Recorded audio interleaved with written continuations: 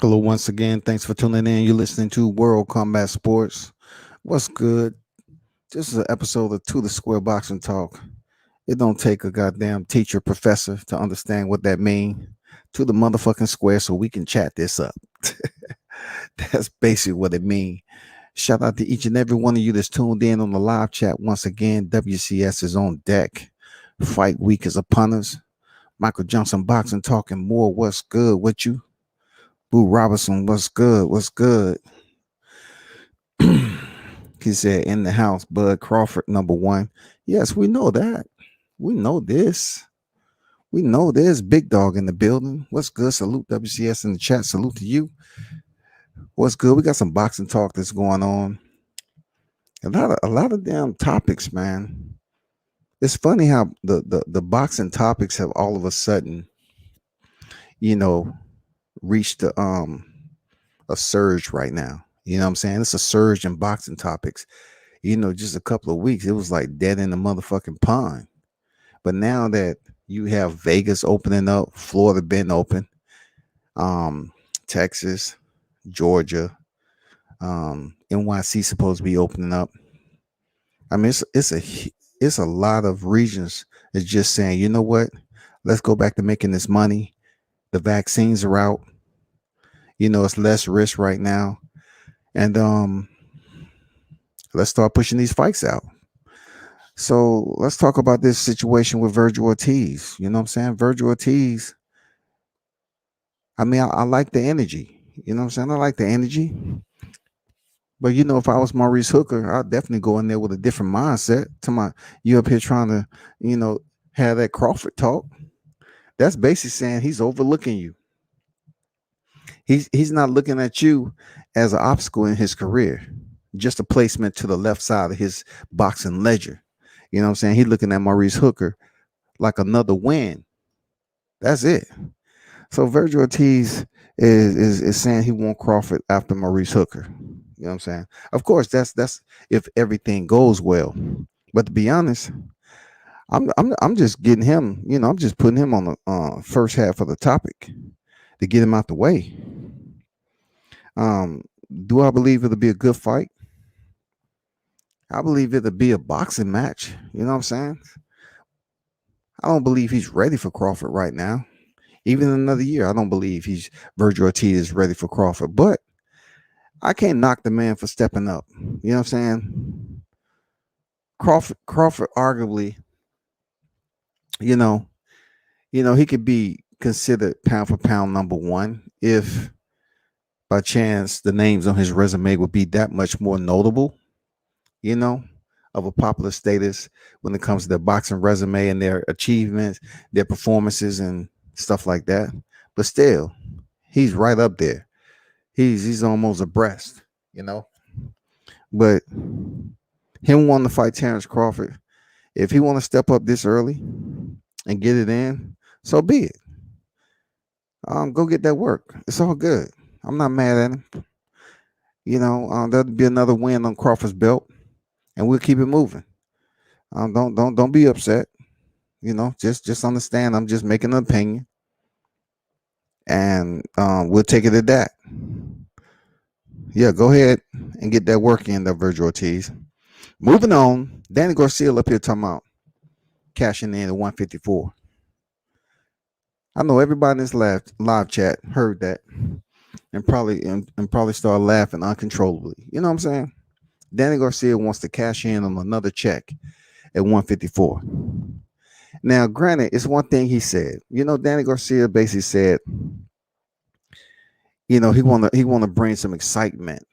He want to pretty much bring some electricity, some spunk, some energy to the 154 division. And he's right. He's right. They need that shit up there. There's nothing going on up there. Like you have a fight in Jermell Charlo who's about to unify with Brian Castano, right? And really, no one's talking about it unless he's fighting. You don't want to be a boxer who the fight fans only talk about if you 3 weeks out from your fight.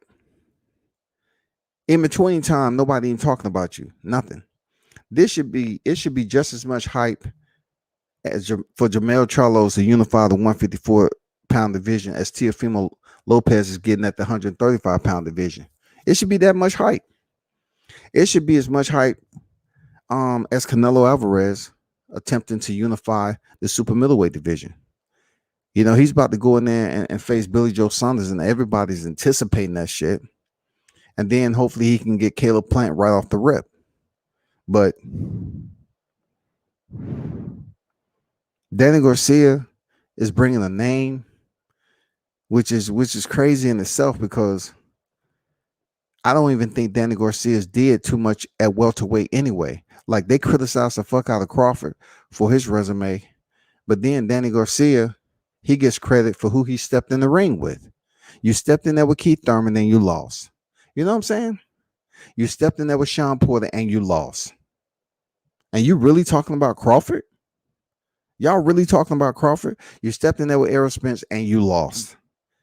Danny Garcia is being rewarded for losing. But yet they say Terrence Crawford hasn't fought anybody. We got somebody that's willing to face Danny Garcia, who's used to coming in second in the welterweight division. It's easy for him to get a percentage of the pie. But, you know, when it comes to, truth be told about Danny Garcia, he's getting privilege. Now, the complexion for the protection, it sounds a little bit, that's the first time I even mentioned that. I've heard other people say it. I mean, I'm like, what do we got going on here with Danny Garcia? Like, this dude, Errol Spence is not talking about no 80-20 with him or no 70-30. They showing this man mad love for stepping in there with the big names who themselves have lost. You feel me? Like, the only one that hasn't at the present time is Errol Spence. We got it. Keith Thurman has lost. You know what I'm saying? Keith Thurman has lost. Sean Porter lost. That's why I look at it like this. Like, Danny Garcia, man, he's getting love. That's strange. You know what I'm saying? He getting that strange. I don't know what to call it, man. I don't know what to call that type of biased love he getting. Because that shit is bullshit. He stepped in there and fought for a vacant WBC title against Robert Guerrero and then loses it to Keith Thurman. Have another chance to fight for a vacant WBC title with Sean Porter, lose. And then he steps in here for unified titles with Errol Spence after coming back from an accident, and he loses. So can't nobody talk. Don't come bringing up, what he did in another division at 140. I just know that right now, Jermell Charlo beat the brakes off Danny Garcia, period. And then, I mean, looking at the way Terrell Goucher looked against Jamonte Clark, he'll do the same thing. I mean, it's too much talent up there. Tim Tszyu, in my opinion, Tim Tszyu would give him a good run.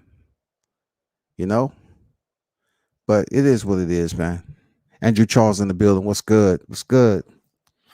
He say Spence running, man. Spence coming up with anything and everything in the world, bro. Like, come on, man. They have to stop dogging out Terrence Crawford and giving Danny Garcia all this love. You know what I'm saying? This weird type of boxing love they giving him when he keep on losing. But Terrence Crawford is undefeated at welterweight. But Danny Garcia continues to lose to the big names, And people really hyping this up for him to move up to 154 and bring some energy to the division. It don't make a difference. You haven't did anything at 154. I mean, at 147. What have you did except knocked out Brandon Rios? Who else? You knocked out Adrian Granados. Come on now. Come on. You knocked out Adrian Granados. He gave you the style that you want. He's going to brawl with you. Okay. Come on, man. Boo Robinson say they don't want no smoke with Haney. I'm going to get to that. You're right. Garcia don't want no Charlo. J8 in the building. What's good? Deion Washington, what's good with you, bro? Salute. This is just to the square boxing talk, man. Miscellaneous topics dealing with boxing. I don't know if you all heard, but Boo Robinson seems to be on deck to always mention Haney's name, whoever you are. I ain't mad at you. Talk your shit. You know what I'm saying? But anyway, speaking of Devin Haney, Teofimo Lopez had mentioned that he wants to actually have a contract in place and wants to basically forego, start up rather the talks for a contract to fight Haney before he's stepping there with Kambosis. He's trying to be proactive in the boxing game. He's trying to keep it going. He's trying to do what Canelo has done on several occasions. Canelo stepped in there with Julio Cesar Chavez Jr. He already had a fight with Gennady Golovkin. You know what I'm saying? Canelo steps in there with Abner Yildirim. He's already has a fight with Billy Joe Saunders. So you have other fighters that may potentially be emulating. Hold on for a second, y'all.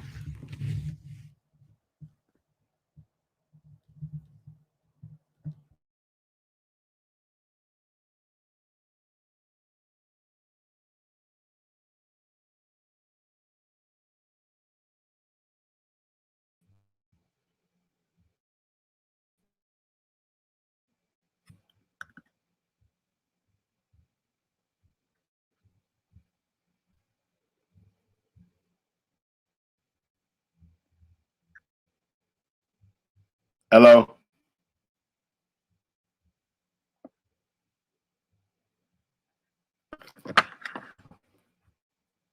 Hello.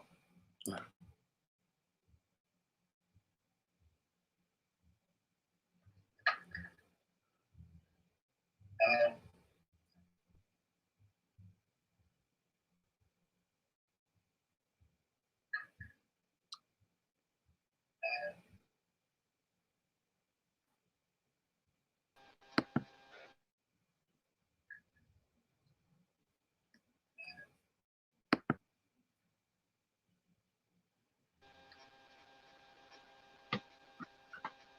What's going on, man?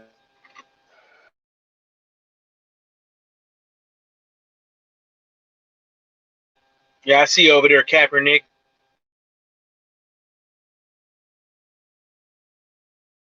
What's good, people?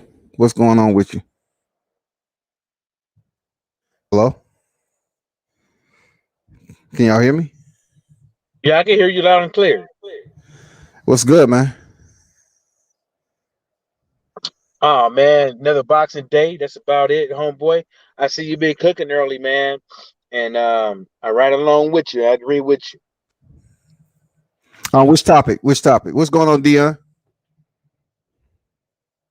Who you was calling Kaepernick?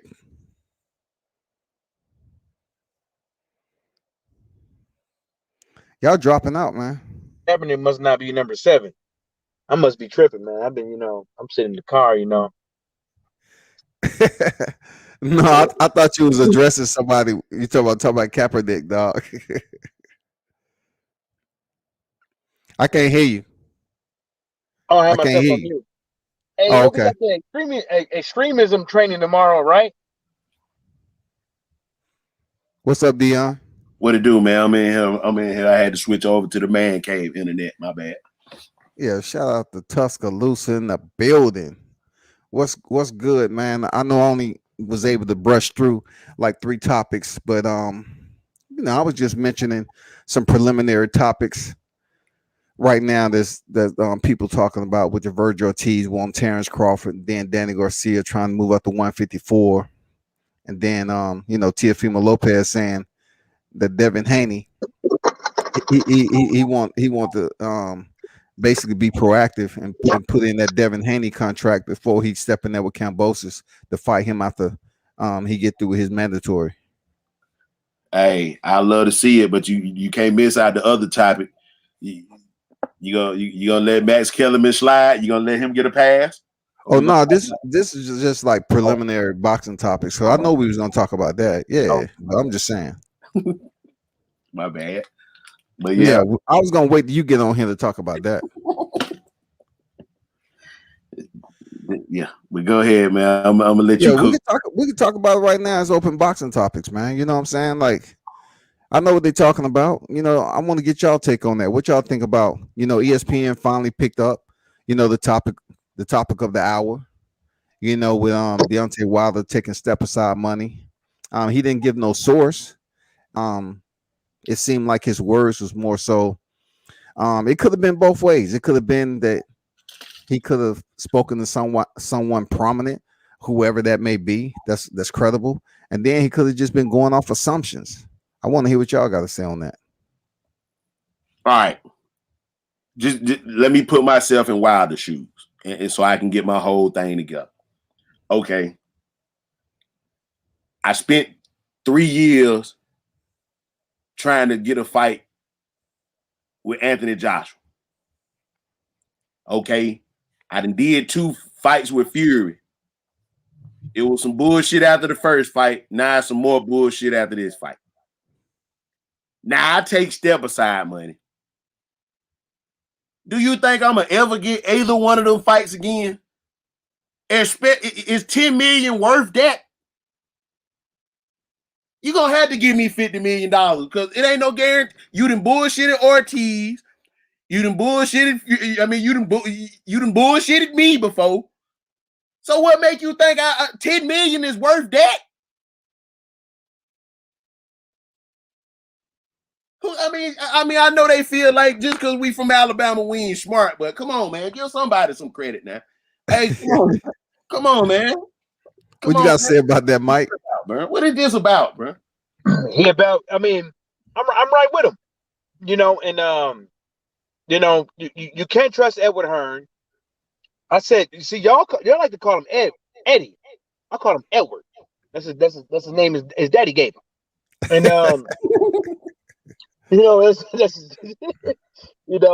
but you're right. I mean, they both, everybody liars. Like we keep bringing up. He brought up $200 million out of the crack of his ass, of his unwashed, dirty, stinking ass, to get all these other buyers supposedly to come out here to buy this fight, to bring the buzz in. These guys have been master manipulators when it comes to social media propagandalism, and people haven't caught on to that shit like that because it's correlates to, pimping, and people ain't gotten. People don't realize it until they've been the one that's got. And he's absolutely right. If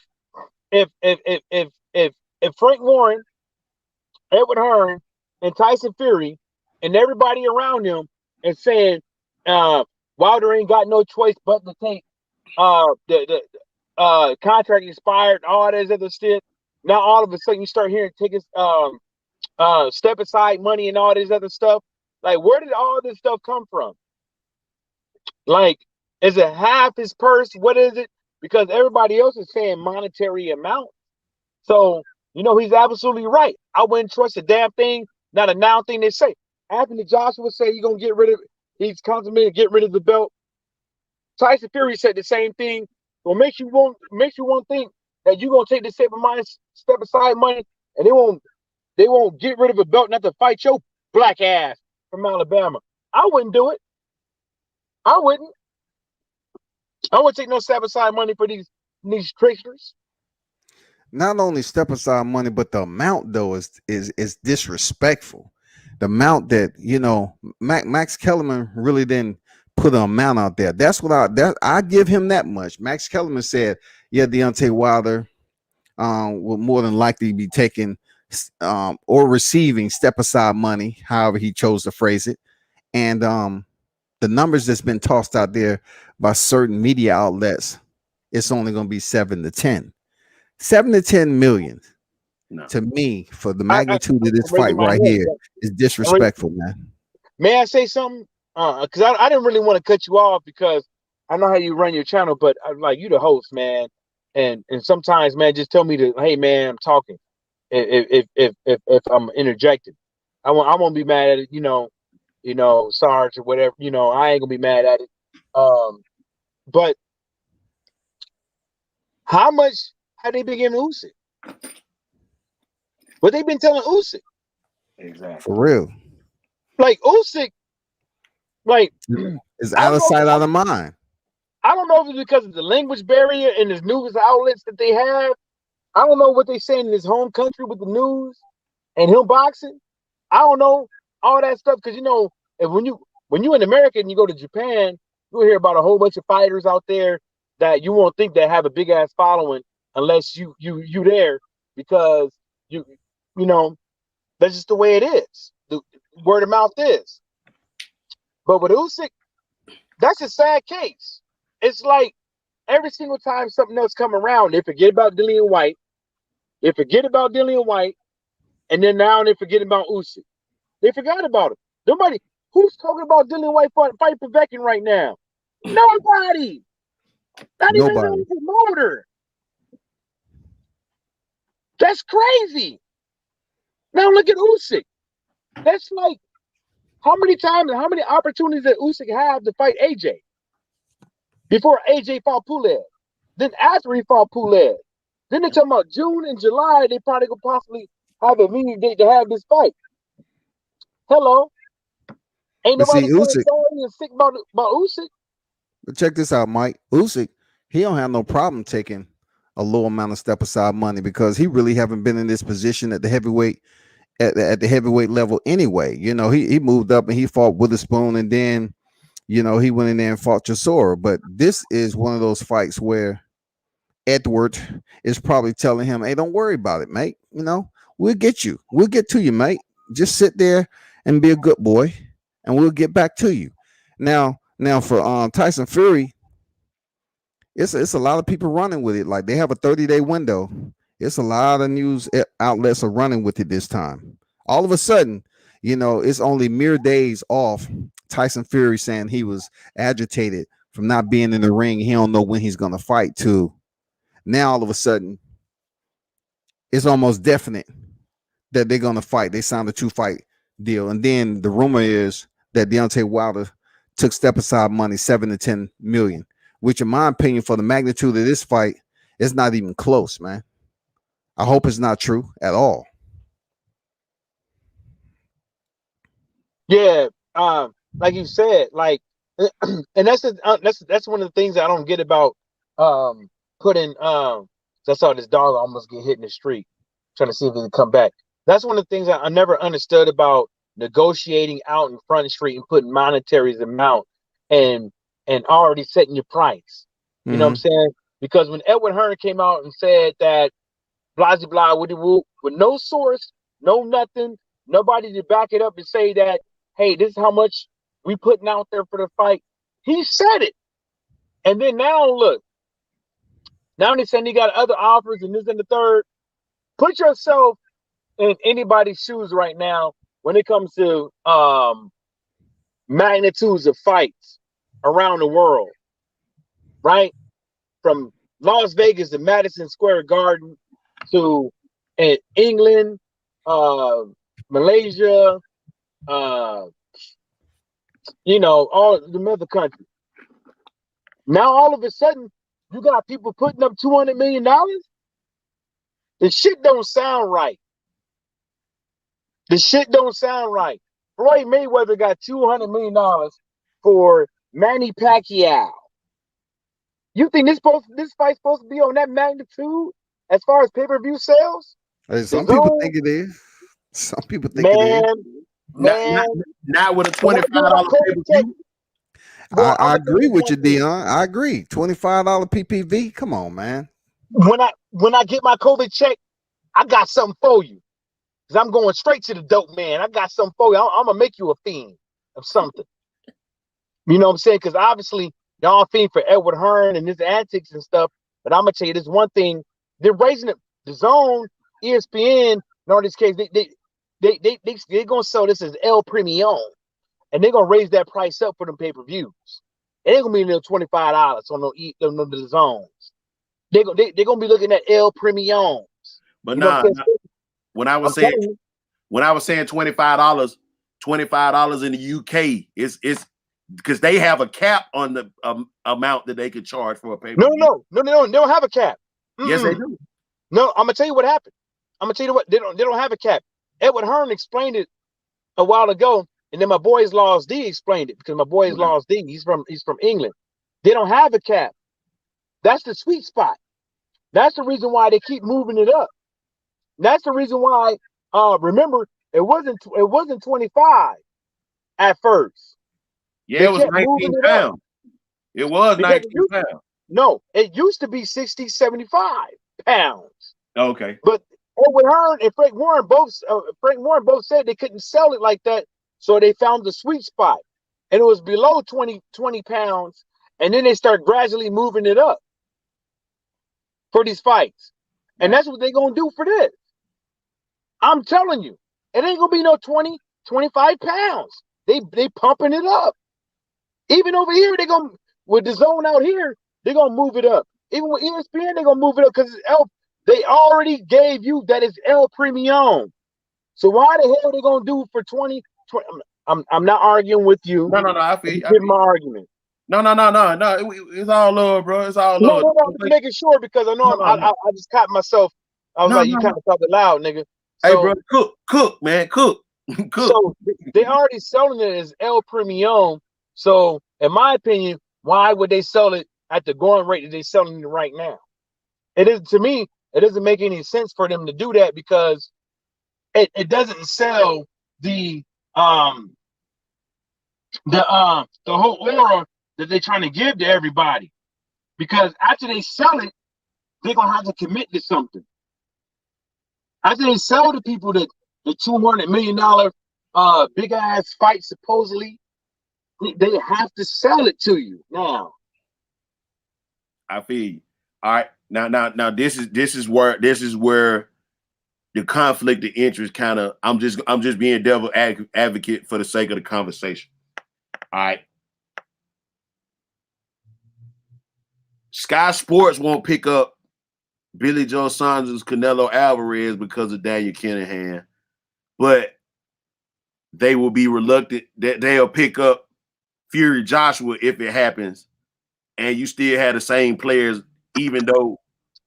I mean, I'm just. Huh? Man, I ain't heard about that, man. Yeah. You know, Sky Sports, they didn't want to pick up Canelo Alvarez, Billy Joe Saunders because of Daniel Kinahan. But you know, that's crazy as fuck. But Daniel Kinahan is still behind. He's still somewhere in the scenes with Tyson Fury. Man, he in the scenes with all of them. You see what I'm saying? So that's the double standard I just wanted to throw out to you all. What you all think about that? I mean, because you know Frank Warren is gonna have BT on it, but you know, I feel like that's a double-edged sword to Sky Sports. Man, it's hard to take some of this shit serious when it come from across the pond like that, bro. Yeah, I mean, I feel you. Like Eddie Hearns, he always fudging the numbers. Everything he say, he feel that the general public is gonna gravitate to big numbers. And then, you know, it never works out like that. Do we truly know what Anthony Joshua was making?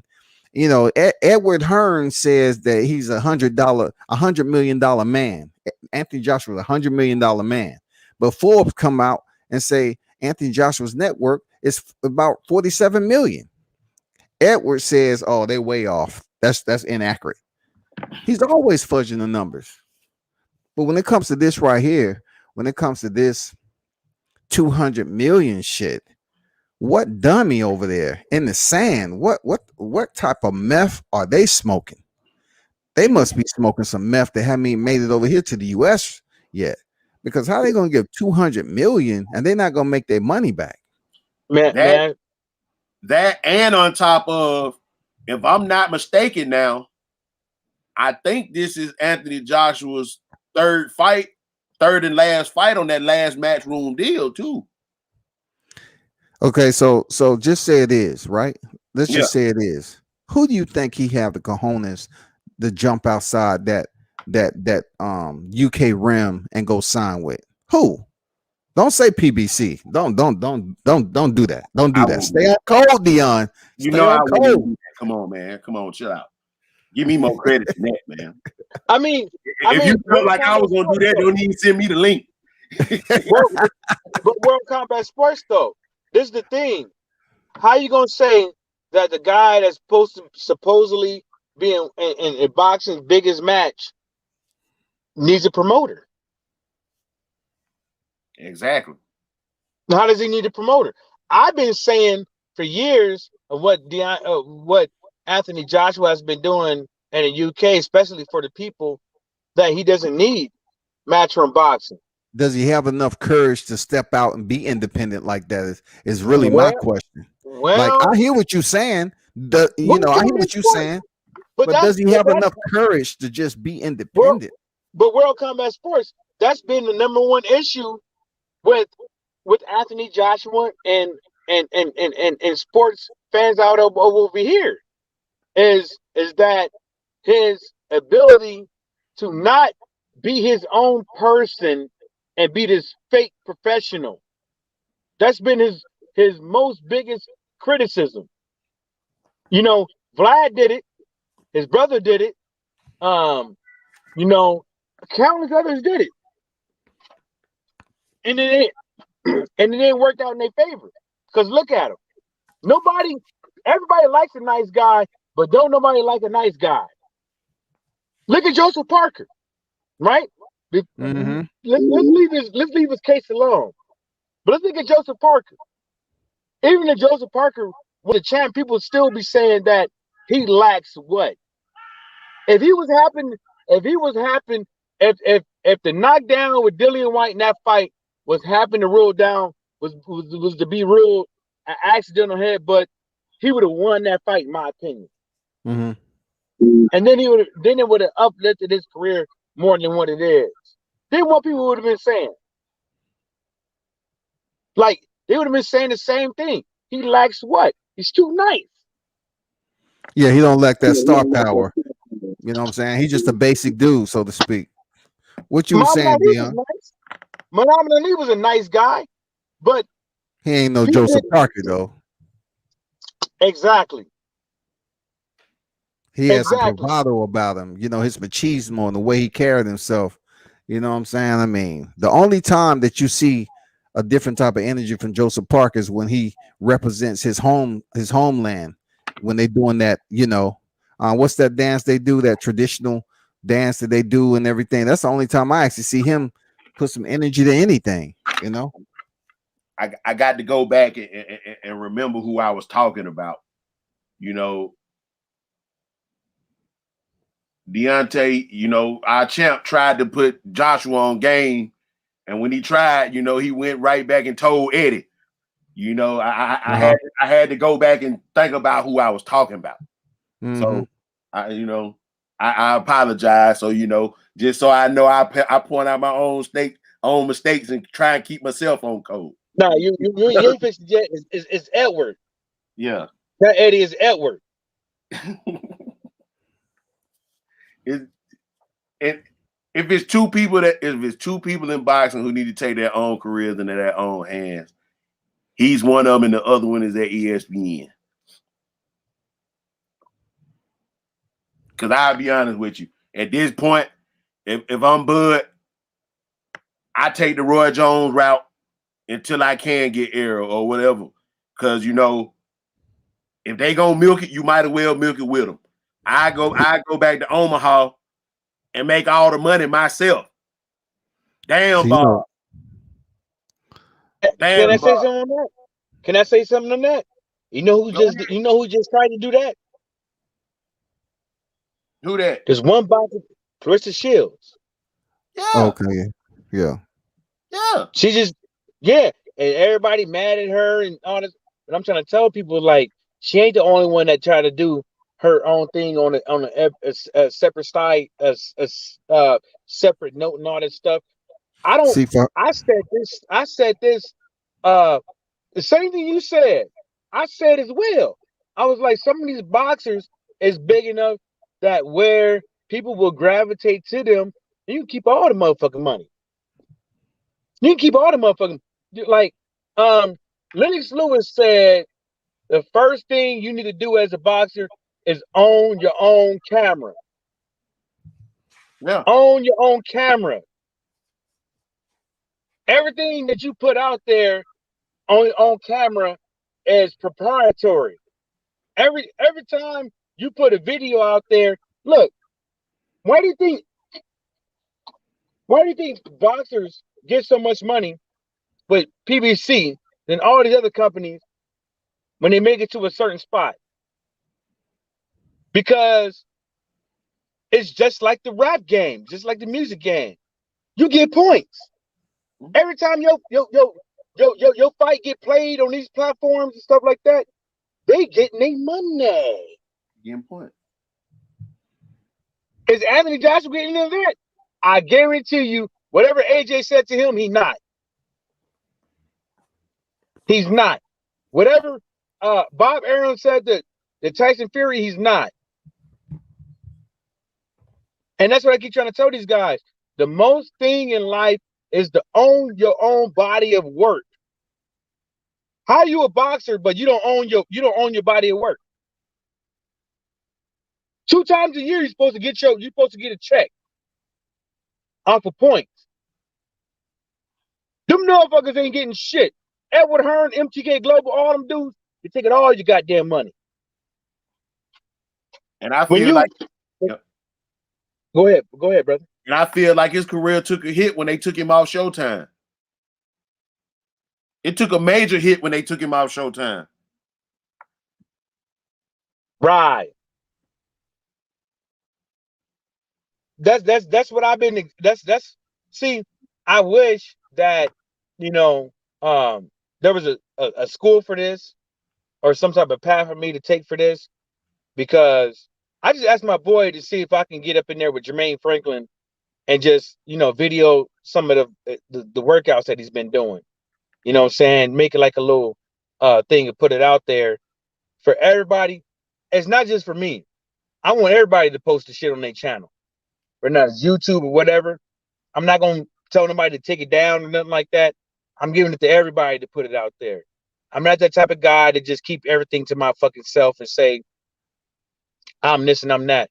I'm not on the level of World Combat Sports and nothing like that to where I could take something away from that from people like that, because there's dudes out there that really fucking get out there on the front lines and put these boxers out there that nobody ever heard of or that need the recognition and stuff like that. World Combat Sports been in there in the amateurs and and martial arts and stuff like that, and put these kids out there and these young guys out there and stuff like that.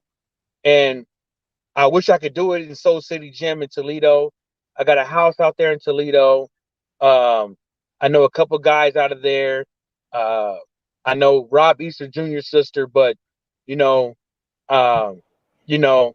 just like one of those things. Like I tell people, it's like a lot of these boxers don't even know people paying attention to them. And when you see Anthony Joshua and his Tyson Fury debacle, yeah, hold up for a second, Mike. I gotta get to these warriors in the live chat right quick. Sir Ken in the building, World Combat Sports and panel salute to the wrenches and salute to the chat. Smash the like button. Appreciate you there, Sir Ken. King Mitch in the building. Combat, what's up? J Major Key Boxing in the building. What up to you, my brother? What's good? King Mitch say Quote gets the love from her promoter though. It's the networks that ain't rocking with her.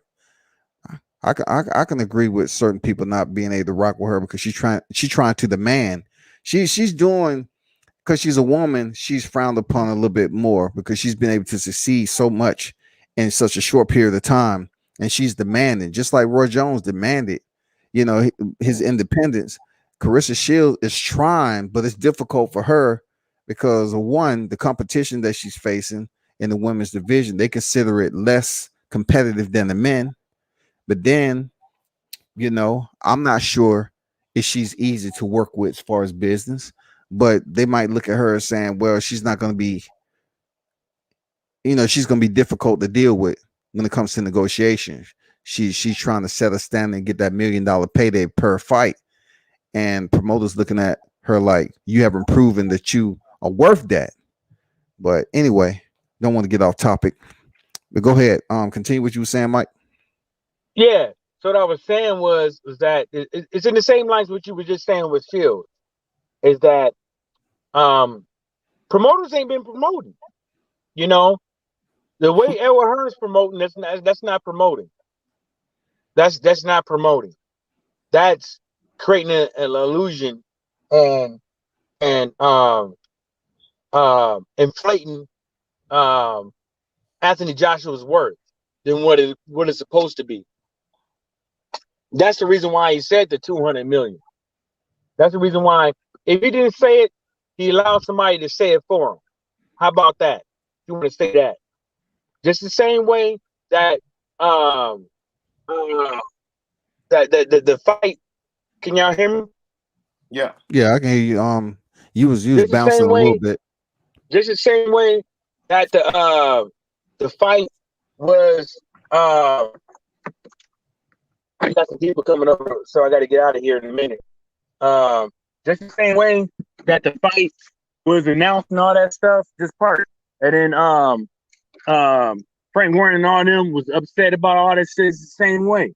Like, if you want Carissa Shields to get $1 million per paycheck, you could do that. But as a promoter, what are you going to do? You know what I'm saying? Are you going to sit up over there and keep doing the same thing that you've been doing? All the other fighters, you're going to put your money where your mouth is as a promoter. If you're a promoter, promote. You know what I'm saying? Look at the accolades that she got as a professional boxer. Take the average shit away. As a professional boxer, just look at that shit. Look at what they did with Anthony Joshua. All that shit is fictitious. I know. I look at it this way too. If Anthony Joshua took that 50 million back in 2018, we wouldn't even be having this conversation because Anthony Joshua, you going in and out like you breaking up. Well, World Cup Match Sports, I gotta go, man. The hose just popped up. Okay. All right, cool, man. Appreciate you pulling up there, Mike. All right. Dion, can you hear me? Yeah, I hear you, bro. Okay. So, if Joshua would pretty much say, okay, let me take the 50 million, then I'm set to make close to, in total, he probably would have made 80, 85 million, whatever, because that was just his guaranteed money. He the one put it out there, but he didn't want to abide by the stipulations that Deontay Wilder put on the contract to fight in the States that year with no rematch clause. So it would have been up to Anthony Joshua to say, okay, do I want to make this money and increase my pay scale and risk my belts, or do I just bail out because I don't have permission to even be online talking this shit? And come to find out, he just didn't have that permission because, Eddie's like, no, what are you doing, man? You can't do that without me. You know what I'm saying? That's not the route we're trying to take right now. I think, to be honest with you, Dion, I think if Anthony Joshua took that fight with Deontay Wilder and lost, right? I just think it would have brought him much more notoriety. Yeah. To having the courage and the cojones to step in there with the hardest hitter in the sport and get it out the way. Like, bro, you would have got 2 fights. Correct. That's 120 million right there. Yeah, absolutely. I think with I know for a fact it would have well over 100 million easy. Wilder Joshua back when it was supposed to happen. That fight, that first fight for real. It would have been incredible. It would have been incredible. And the second fight would have been just as good.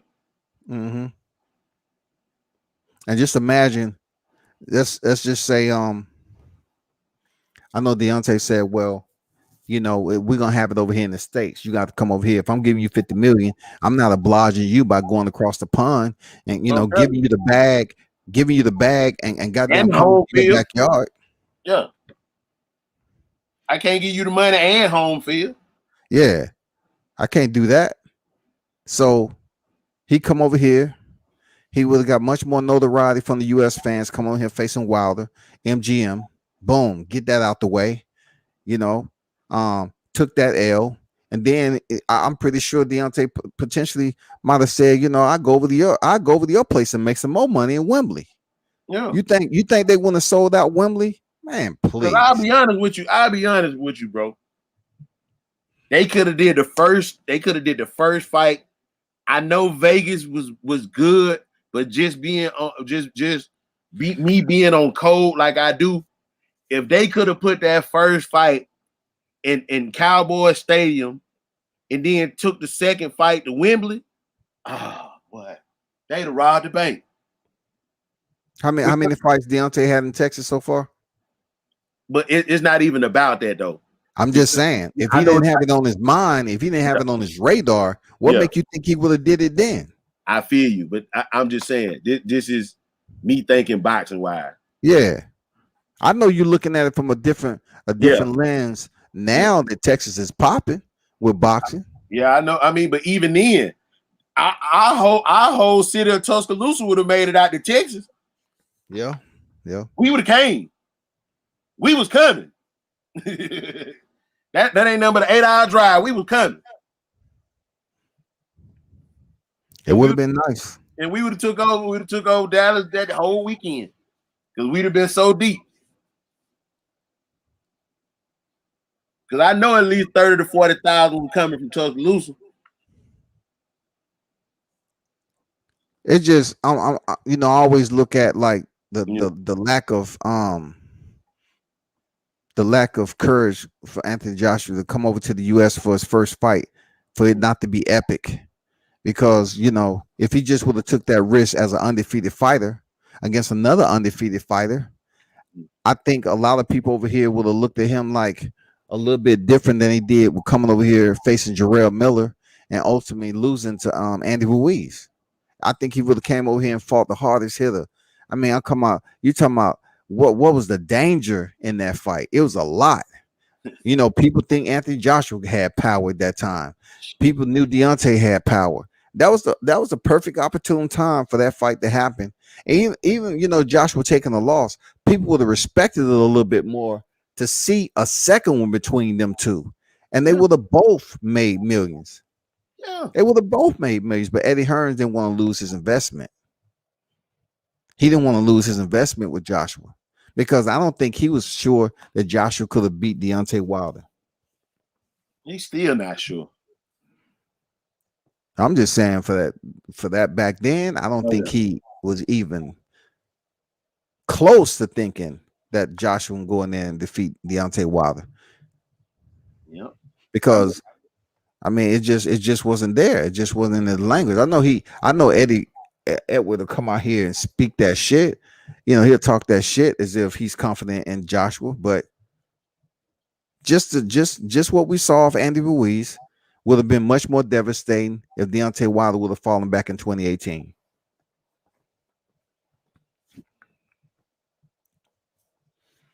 It would have been crucial, bro.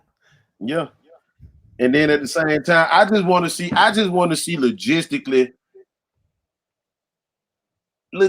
how you gonna work this out, because Eddie, you put yourself in a messed up situation because you in the bed with too many folks. You in the bed with DAZN. You in the bed with Sky Sports. And how are you gonna finagle all this, because DAZN has his UK initiative that they got going, and you in bed with Sky Sports, and then you have contractual rights with Anthony Joshua's fights on DAZN. So how do you work all this out, bro? Yeah. Like, how you really working all this out?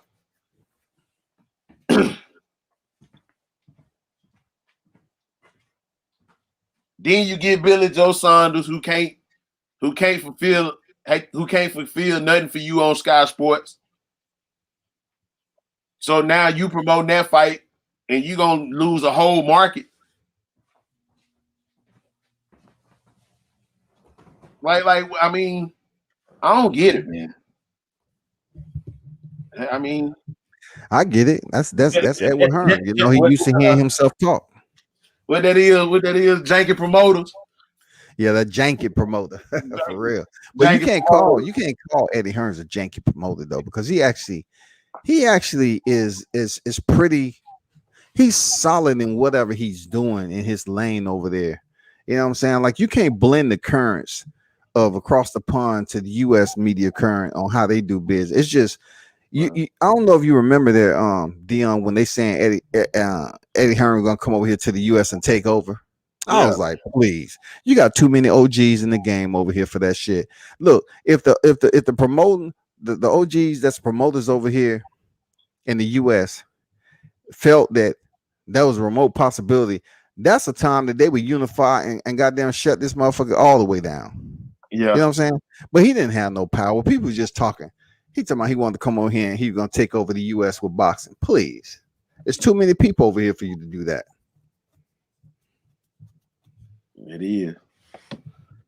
But this right here, you know, I'm curious to know, you know, why ESPN all of a sudden wanted to be a mouthpiece for this particular topic this time, you know. Because I told you, like I told you a week ago, this is their only payday. This is the biggest fight that they can make.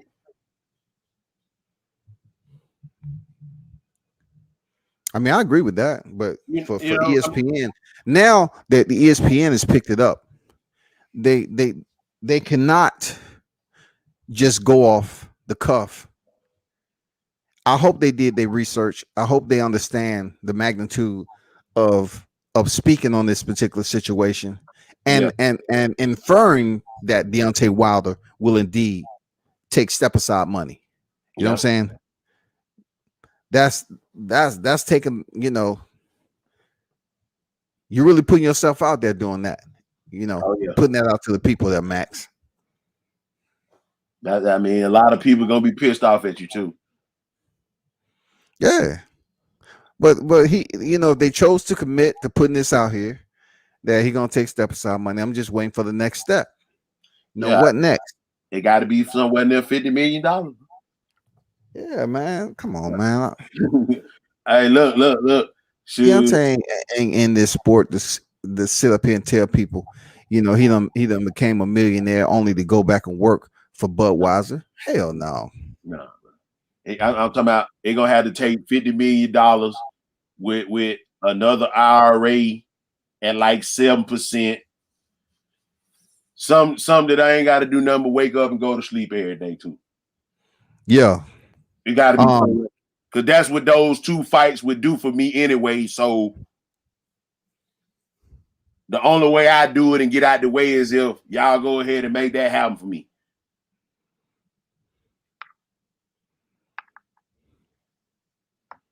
If they go out and make what happen, what are you talking about? With the $50 million and an independent IRA that's gonna always turn over some money to where I ain't got to do nothing but wake up and go to sleep for the rest of my life. Because that's what those two fights would do for him, though. That's true. You see what I'm saying? That's why you have the bargaining tool. Can't nothing move without you. They won't make the money that they need to make without you, and they can't make the money that they want to make without you. So if you're gonna do it, you might as well go for broke. Mm-hmm. You give me $50 million and everything that I need, y'all. I sign the thing tomorrow. Mm-hmm. But I know it ain't about that for him. For him, it vengeance now because you tried to kill him. Mm-hmm. Allegedly. If it was about the money, just step aside. They wouldn't have been in litigation this long. He would have said, "Hey, Let's make it about the money. You know what you need. You know what I'm saying? You know what I need to appease me. But it wasn't. It was all about stepping back in the ring for his belt. You know, and also getting that retribution. Yeah. This shit personal now. Cause here I am. I got you off the couch. I saved your life. And you know what you did. You know what you did.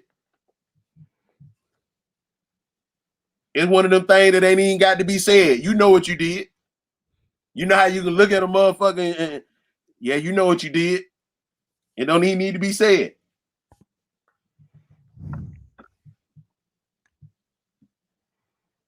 That's where it's at for him.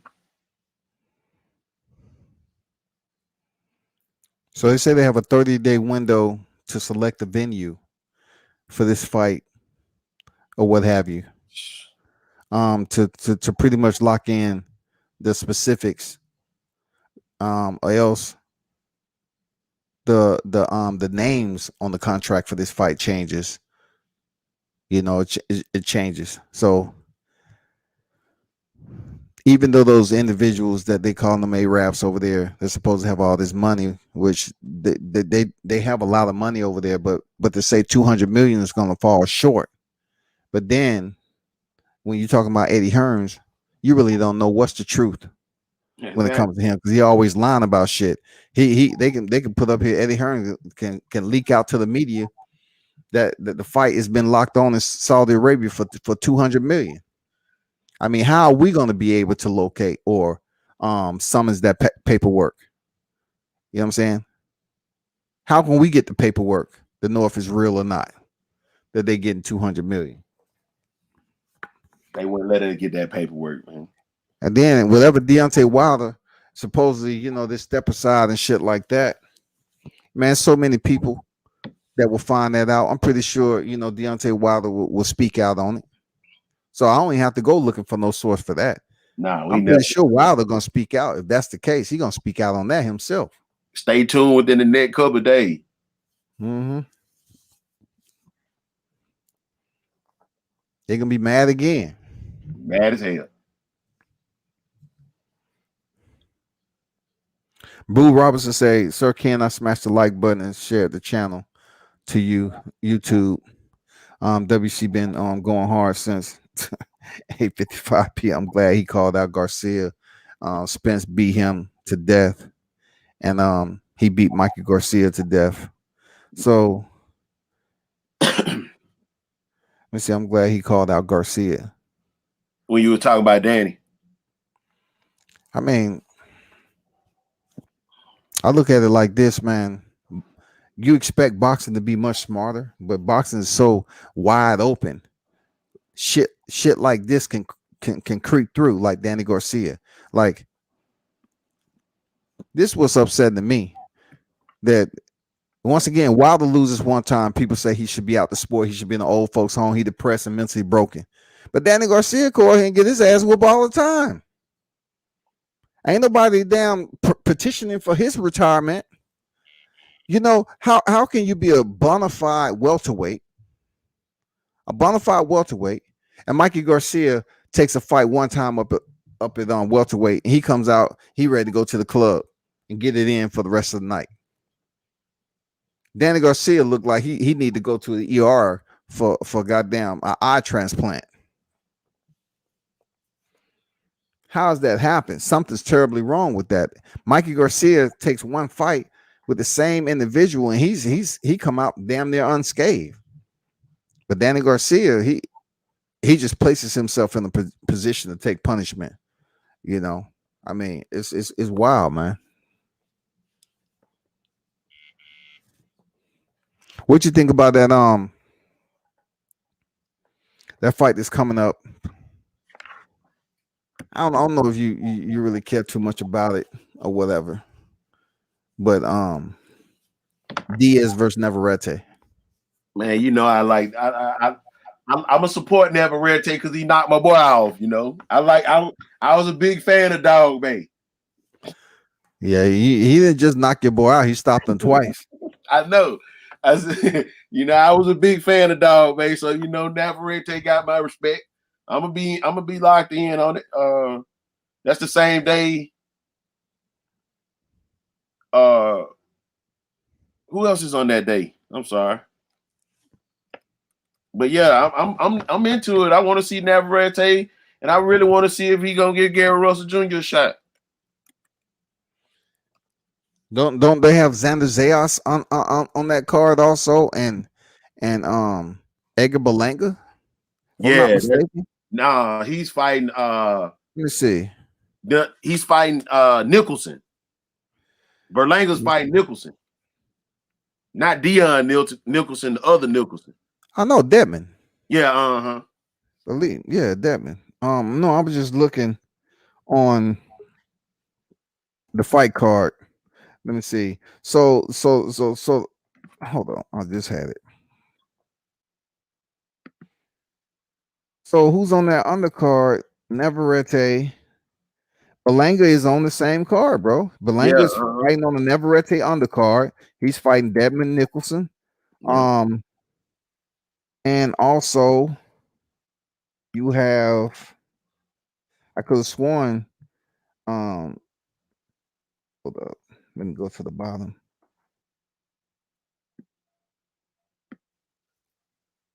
Yeah, Xander Zayas is on this card, like I thought. Okay. Yeah, Xander Zayas is on this card. Yeah, you took me a whole month in advance, Scotty. I thought we were talking about this weekend. Oh yeah, I that just far mentioned it because it was just okay. It was just open topics. Nah, I feel whatever. you. Yeah. It just I was shoot, man. This weekend, I'm so locked in for this weekend. I haven't thought past this weekend for real. So go ahead and talk what you was talking about this weekend, man. So who are you looking forward to see this weekend? I'm looking forward to seeing Maurice Hooker and damn, who he's fighting? Vergil and Ortiz. And I'm also looking forward to seeing Better Biev comes on at 2:00. I'm over in Russia, so you're gonna have those two cards. You're gonna have two cards competing against each other. The Zone has a card with Okolie, Lawrence Okolie. He's fighting Teddy Atlas guy. Yep. So I'm looking forward to all three of those cards. I'm gonna be locked in watching everything.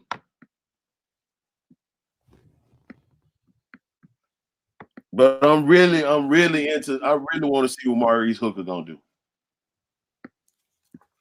Yeah, I don't want to count him out, man, just because he had that situation with Ramirez. I don't want to count Maurice Hooker like that because he may feel better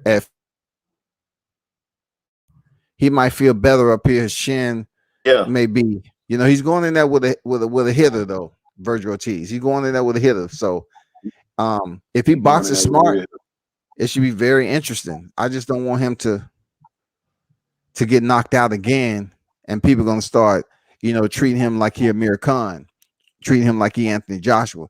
All those fragmented chins that's out there. So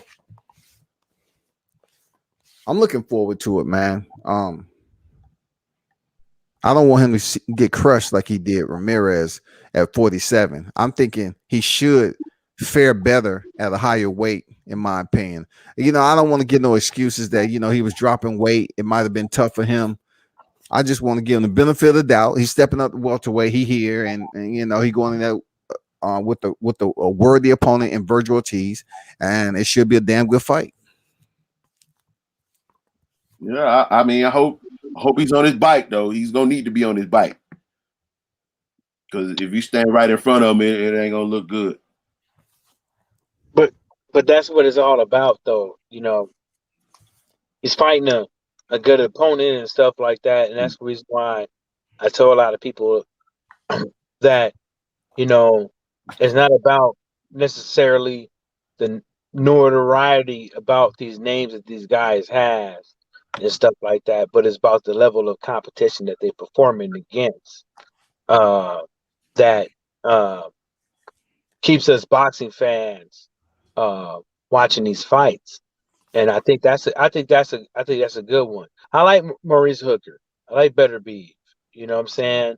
But, we don't like to see people just get up in the ring and just straight up demolish a guy from round 1 to round 5, and then the fight is over. You know what I'm saying? We like to see levels of competition. And, I think the Maurice Hooker is going to be that. And I think that if people really want to see a good fight, that's something they should go up and watch, And I always been interested in Atlas fights, man, because I always been interested to see if he know what the fuck he really talking about. You know what I'm saying? With him being the trainer, and I know he know what he talking about, but how does that translate to the fighters that he's training? Because he's been around for fucking decades. He's seen him come and he's seen him go. He's been a part of a lot of great fights and stuff like that. But in 2021, how does that going to translate? You know what I'm saying? 2021, how is that going to translate? How is that going to look? You know what I'm saying? For your body of work. You can't, there's always people want to say that, personalities with training and knowing your fighter in training, being a mentor and all that jazz and stuff like that. But how is he's going to relate to this fighter and how he's going to translate that stuff? And I'm gonna say this: we watched I think Abel Sanchez, was it Abel Sanchez that was a trainer for one of these fights this weekend? Yeah. And he was the head trainer. No, he was. I don't know if he was the head trainer or not, but I remember hearing him tell the fighters trainer, because the fighters trainer and the head trainer, two different things. People know they roles outside of what people, put on paper. And he said, talk to her. Then after a couple rounds, with Hannah Gabriels, I mean not with Hannah Gabriels, but with the first lady, he took over. Yeah. Because she wasn't getting no proper instructions how to deal with the slow ass overhand right. And that fight right there with the first lady and Mescal, I'm telling folks, man, that is a proper fight to watch, because they didn't have all that crowd ambiance and all that stuff that you can hear what they saying, that you can get a better generalization of that. But then again, don't think it's that easy. When that bell go ding ding ding, to put that towel over your shoulder or to get in that ring as a fighter and think that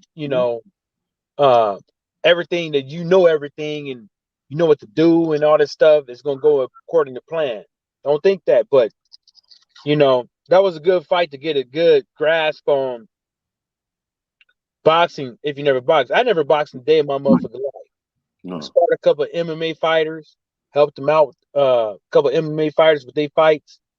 But I tell you what, at the end of the day, it was just it wasn't a learning experience for me. It was I don't know what they was thinking about, was they just wanted a guy in a certain weight to get in there. I had no experience and stuff like that, and it was literally just a guy fucking me up for a couple weeks straight. And it wasn't a like, for me, nobody gave me no instructions to mimic a certain fighter.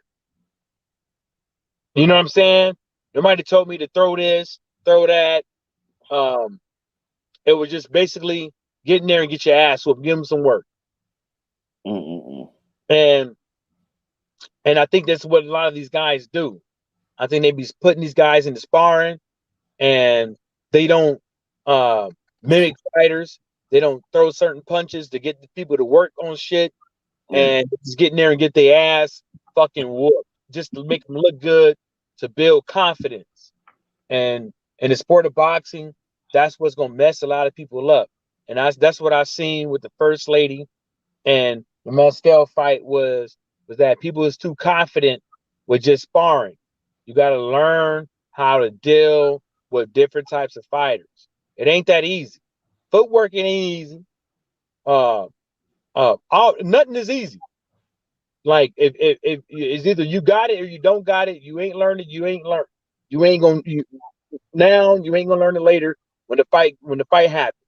So, you know, I just want to put my 2 cents out there from my experience. King Mitch, he made some comments. He said Hooker has the skills to do something, but he likes to trade and bang. Not a good idea with a young string guy, a young string guy like Ortiz. If he stays disciplined, it could be interesting. Big if though. What I can say about that, Mitch, is that Robert East was one of those guys that wanted to bang. He had the range, the height, and he wanted to bang. But you see, he switched that shit up. He gave Ryan Martin, a couple of rounds, and he did that. And then I think Michael Stafford said, "Hey, stop that shit, man. You this fight too easy. Box this motherfucker." And he boxed him, and he made it look easy. Mm-hmm. So it's all about what Maurice Hooker's learned. You know what I'm saying? If he likes to bang and he got him in trouble against that fight with Ramirez, he's got to be smart. Going in here with Vergil Ortiz, man. That's a Robert Garcia fighter. He coming in there and he gonna be ready. I mean, come on, bro. Eddie Hearn don't give a fuck about you, man. No. But like I said though, I ain't never boxed before. But do you guys think that this is my opinion? This is a question to you guys. That when I see people fighting inside and training to banging stuff like that, I look at it as metaphorical. Like it's never been just like good fighters that train and bang is not training and banging as what you see it as. Like it's either they coming up, they throwing punches over a punch, they moving their head, but they also at the same time working that body. Good pressure fighters, good inside fighters. It's just not it's getting the guy to relax the high guard or exploit the high guard. And that's what I see with a lot of fighters. They don't do. They just think that trading and banging is doing what Mescal did with the first lady, which is putting her head down and throwing punches. That's not trading and banging. That's rock'em sock'em. Because you're not aiming. You're not looking at what you hitting. You just hoping something hit. I know if you want to look at something that was beautifully displayed per the sweet signs, man, I always have to go back to Angelo Leo and Stephen Fulton. Stephen Fulton boxed that fight. Beautiful, man. You want to talk about boxing on the inside. He barely took any punishment. His face wasn't cut, damaged. I mean, that's not even the way he fight. So somebody need to be lining up at his coach's door and be like, damn, teach me how to box on the inside, because I'm not saying Fulton didn't know how. It's that he went in there with the fighter who does. Leo, that's his fight. That's how he bangs. And Fulton came in there and fought his fight. But what I saw with McCaskill, she was just absolutely, I don't want to say horrible, but god damn, like it reminded me of Mayorga Vernon Forrest. It reminded me of Mayorga Sugar Shea Mosley. Like, damn. I was just hoping damn Cecilia Brockers just had a little bit more strength to her. Like she was boxing, but sometimes styles like this, like McCaskill, man, Carissa Shields will run through her, man, like hot butter. For real. Easy.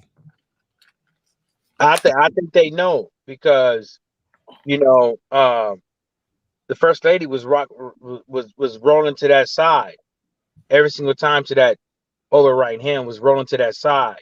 Sometimes she slipped under it, sometimes she didn't.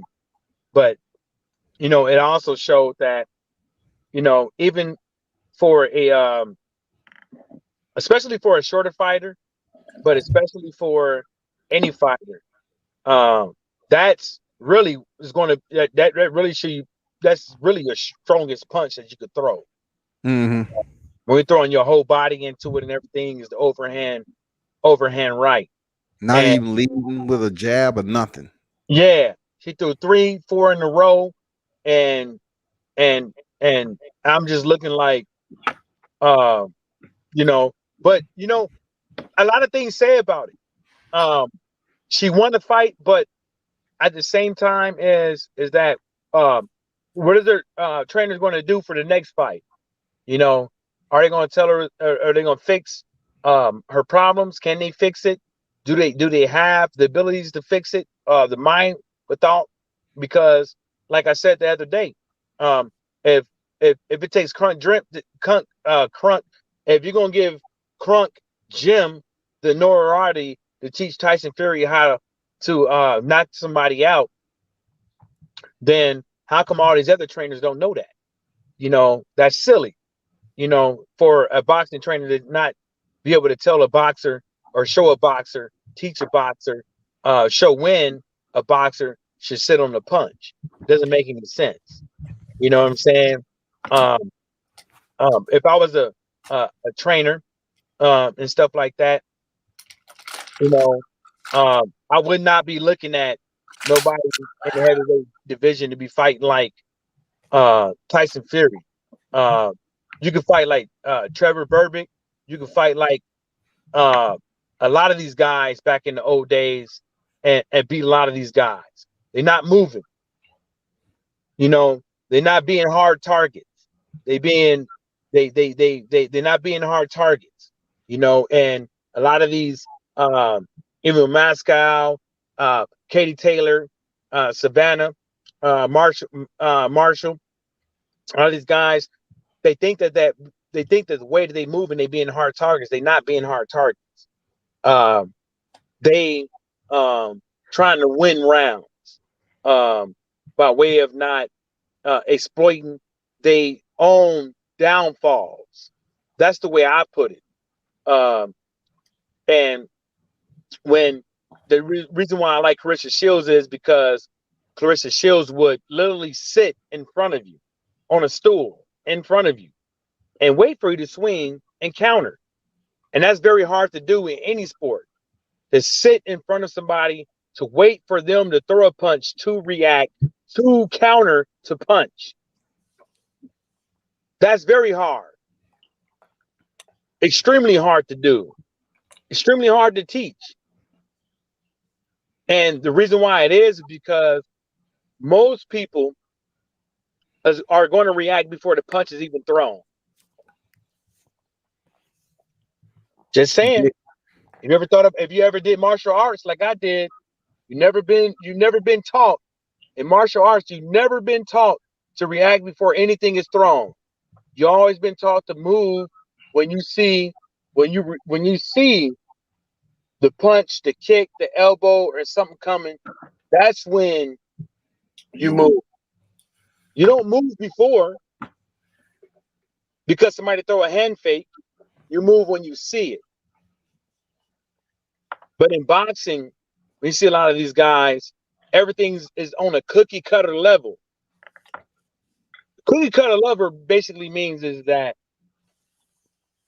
it's on a aspect of this is the level of where everybody thinks that you should be, rather than learning different styles and being something else, because that's what you got to do. And that's the reason why I think that Tyson Fury won that fight, whether or not Deontay Wilder came in there the way he did, because he knew different ways how to win the fight. You know what I'm saying? If Deontay Wilder knew different ways of how to win a fight, if he had the background of everybody else, it wouldn't have went down like that. He didn't.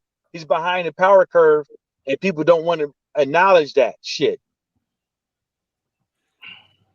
You got anything to respond to that, Dion, or anything? Any other topic? Appreciate that info there, Mike. For real. Mitch said McCaskill could trade with First Lady all night. Cecilia was bartering with fluff pillows. McCaskill got tired and still won more rounds. Cecilia Power was non-existent, man. She looked old. She looked a little slow, lethargic. You know, she really looked like she was antiquated at that night, man. She needed a little bit more dog and grit to fight somebody like McCaskill. You know, but McCaskill defended her titles though. McCaskill defended her titles. So, but World Combat Sports, listen to her corner. They had no answer. They didn't tell her that she was losing the fight. They kept telling her, "Oh, it's good, it's good, it's good, it's good." They didn't tell her she was losing the fight. You know, they kept telling her that she was in the fight. I don't think it was age. I think they didn't have a plan. They weren't. But as a fighter, she used to be the undisputed titleist, so she should be able to know when to make those changes on her own too. This is a sport where the boxer goes in there and has to also make decisions on the fighter that they're fighting. They just don't go off the instructions they've been receiving in the gym or practice every week. Well, World Combat Sports, that's not what I'm saying. It's like, look at the instruction that she was given during the fight. But if your corner talking some bullshit, you got to make a decision. But yes. Well, you know what? I'll give you that one. You're correct. Yeah, my bad. You explained it right. You're correct. But what I'm saying is also that, you know, they had no plan. You know what I'm saying? They had no plan. You know, when it came to the last 2-3 rounds, they still had no plan. Like you said, you know, the First Lady didn't have a plan, like you said. And I admit to that. You absolutely right. But at the end of the day, it's kind of like one of those things is that they haven't been fighting these type of fighters. See what I'm saying? They haven't been doing no type of cross training, learn how to fight different types of styles, none of that shit. They ain't been doing it ever. You know what I'm saying? And finally, she comes out here and fight one of these fighters that's a pressure fighter that's ain't gonna take no shit, and she can't do nothing with them because they're giving her too much work. Giving her too much work. It was the pressure that did her in. It wasn't Mascal's boxing abilities. It was the pressure that did her in. And, you know, at the end of the day, look at Taylor and Pursoon. Same thing. It was the pressure. It's the pressure. You can't hurt these motherfuckers. You can't stop these motherfuckers. If they give you some pressure and they keep throwing these motherfucker punches and they hitting you, and you're gonna get tired.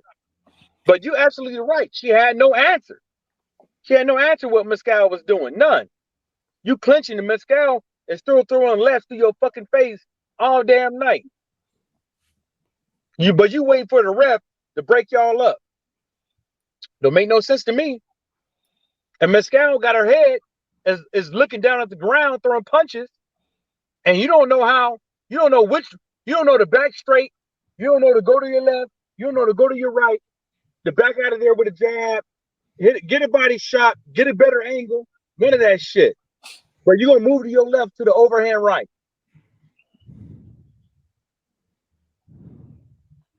What you got to say, Dion? I'm just letting him cook, man. I'm just letting him cook, man, because I never thought Abel Sanchez wasn't nothing, man. I never thought Abel Sanchez wasn't nothing. Because I never seen what he did with Triple G, man. I saw what he did. I saw what he did with Terry Norris. Shit, fuck Triple G. I mean, go back to Terry Norris, how he changed Terry Norris' fight style. Come on, man. Terry Norris ain't the same. If it's one trainer I don't like, man, it's Abel Sanchez, man. No, I can't rock with him. I don't like Abel Sanchez, bro. I know people say, well, you know, it don't matter if you like him or not. I get it, but every time I see him, man, it just seems like, okay, what has he did now? What have you done now, Abel? You know, what we talking about? Because I didn't see what he did with Sullivan Barrera.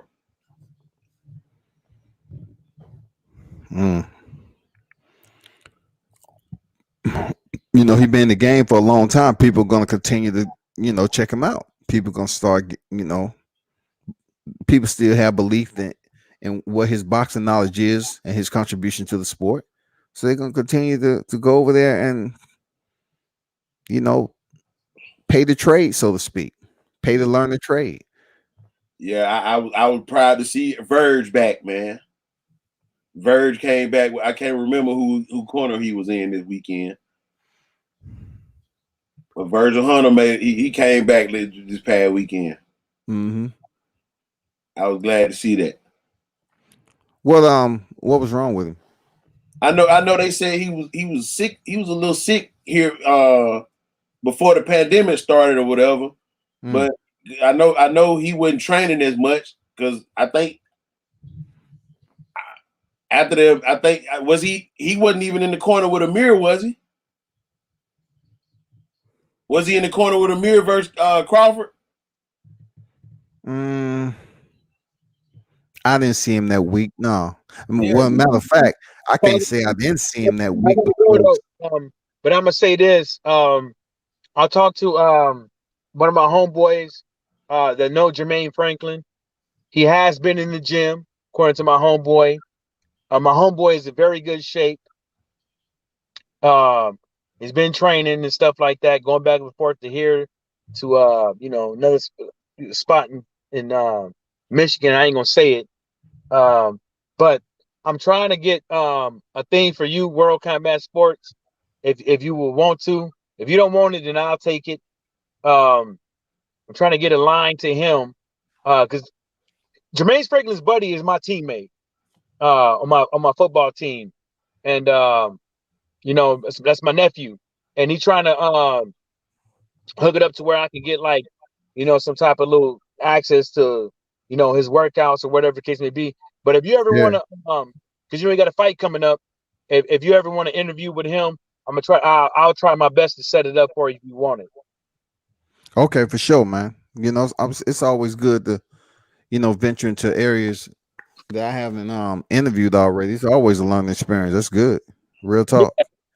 I appreciate the teamwork. Hey, man, thank you for letting me come on. Hey, what's your name again, brother? I keep forgetting it. Dion, man. Yeah, Dion, man. My bad. You good? You know, I might not remember. Hey, man, you can't be doing that shit, man. I was reaching for my gun. Hey, I'm gonna call you back later. All right, cool. Be safe out there, bro. Please be safe out there, man. That's why if I'm talking to the car, that stimmy got motherfucking tripping. Hey, there, bro. Hey, man, I don't talk in the car with my light on. That dome light to get your ass shot. I'll tell you. That shit'll get you robbed, man. Damn. Let me see. I'm trying to read some of these comments. Sirkin say Shields learned some of that from being in the ring with Errol Spence during the games. It helped her to a second gold medal. Yeah, I heard her speak of, you know, getting that work with Errol Spence. I heard Errol Spence even speak of it recently. He said something to the fact that I gave Shields what she wanted. You know what I'm saying? When it came to that boxing work, I guess, you know, Shields didn't want him to take it easy on her, so to speak. And he pretty much gave her the work that she was looking for. So, yeah, you're right, man. You know, they did get that work in back then, you know. Boo Robinson say, yeah, Butt Fury also trained to knock a man out and knock him out. The next guy Fury fights, he knocks out. Shout out to my Detroit brothers. They train Fury. Come on, man. Chill out, man. Chill out, Boo Robinson. We ain't even Boo Robinson, you be all over the place sometime. I mean, first you talking about Haney, then you talking about Fury.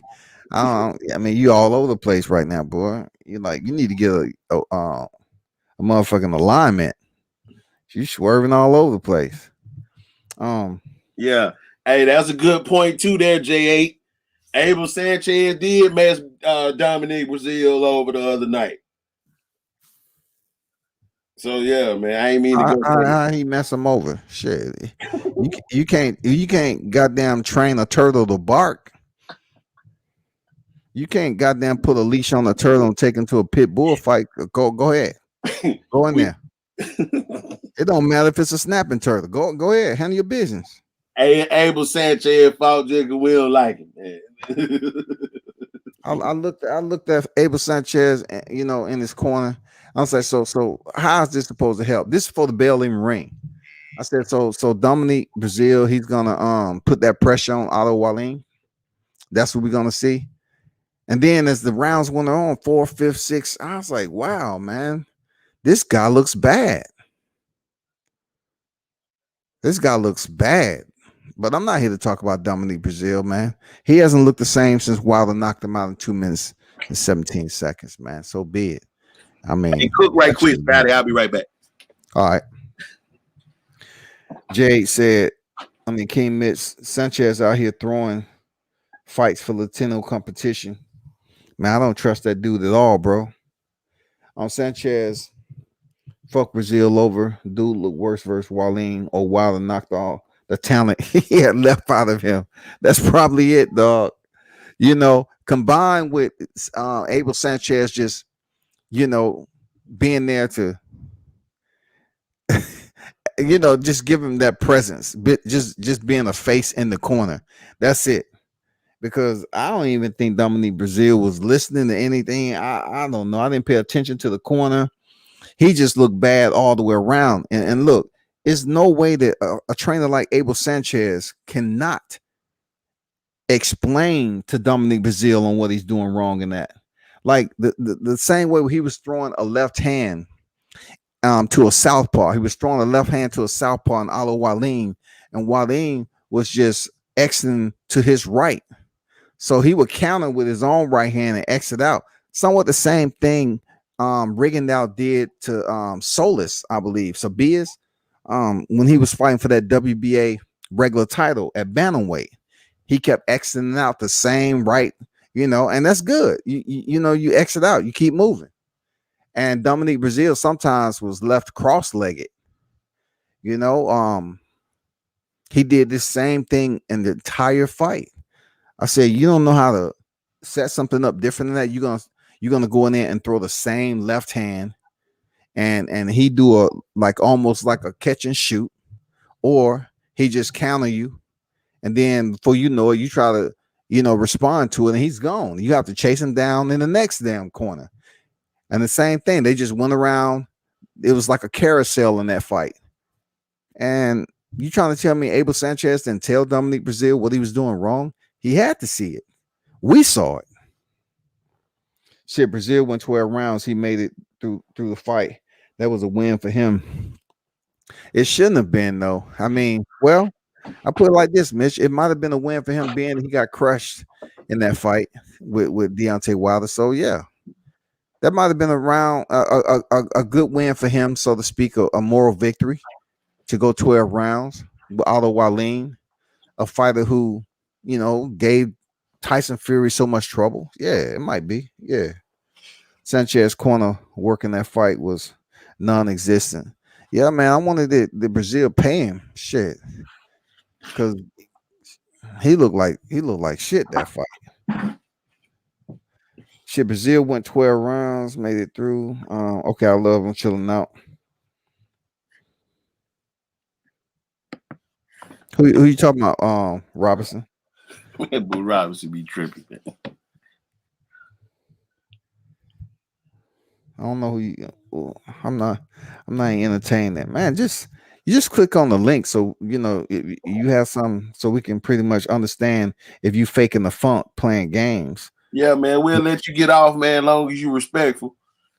Go ahead, come on up here, Boo Robinson. Because you had a lot to say in the live chat. I'm not saying all your input was none and void, but You be talking about different people all over the place, but it's all good. Can say I think Brazil was that big bear just taking in the sights and serenity. He was not in shape. He was the shape he was when he fought Wilder. I agree, man. Even body type wise, dang, Brazil looked like a slush, man. I agree, man. That's a damn good point right there. I agree, bro. Seriously. Even though he went 12 rounds, his body composition, his condition, it looked a bit off. So Brazil would he might have been up in Big Bear, but that dude was dressed up in some Docker shorts and a nice little three button shirt. And he was going up there hiking and walking for his cardio. I don't think he was really up there getting it in. Like what's his name? David Benavidez. David Benavidez, man, his cardio looks sharp in there against Ronald Ellis. What do you think about that fight, man? Man, I have an unpopular opinion, but I think Charlo gives him a master class, man. Like you think Charlo? I mean, Charlo, in my opinion, boxes. He has a better boxing style than Benavidez, in my opinion. Yeah. Benavidez just stands straight up, man. And that goes back to what I was trying to say a couple of weeks ago. A guy coming up underneath you is just as dangerous as a guy that's coming straight to you. Charlo will come up underneath Benavidez, and if you saw, Ellis was having success when he was throwing the up jab at Benavidez and working under Benavidez instead of trying to hit him in the nose and everything else. Every time he tried to get up under him and start throwing his uppercut, he had good success. And we know Maul has a dynamite uppercut. Yeah, we know that. We know that. So that's a bad style, bro. That's a bad style for Benavidez. And then at the same time, yeah, you walking him down, but you still struggle cutting off the ring from Ronald Ellis. Even though Ellis did bang with you, but when he did get on his bike, he was able to get away from you. Boo Robertson, you gotta verify yourself, bro.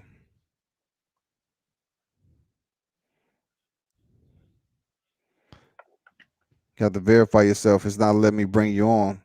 You have to make sure you verify it, bro. Yeah, man. You got. We had to take over here. Comments too. J8, he said Benavidez not ready for Charlo. with that upright style, that boxing style, just walking people down, man. Charlo put in some work on Benavidez, man. He was just walking and walking and walking, and goddamn, shout out to Ronald Ellis too, bro. Yeah. Like even though you were stopped in 11, man, I got to give you your props, bro. I didn't know too much about Ronald Ellis.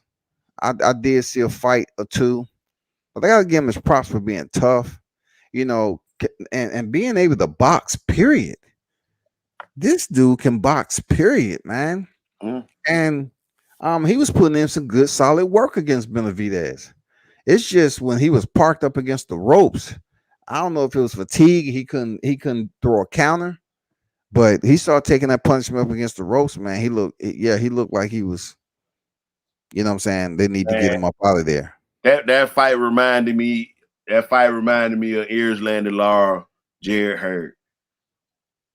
Because Lara was a smaller man, as was Ellis. And he was hitting Benavidez with the kitchen sink just like Lara was hitting him with the kitchen sink.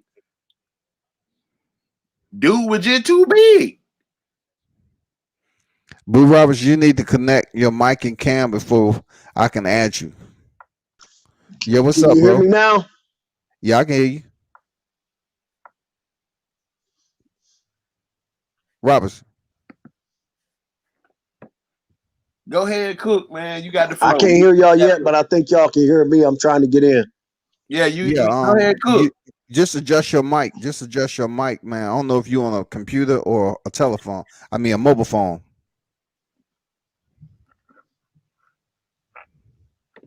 We can hear you, though.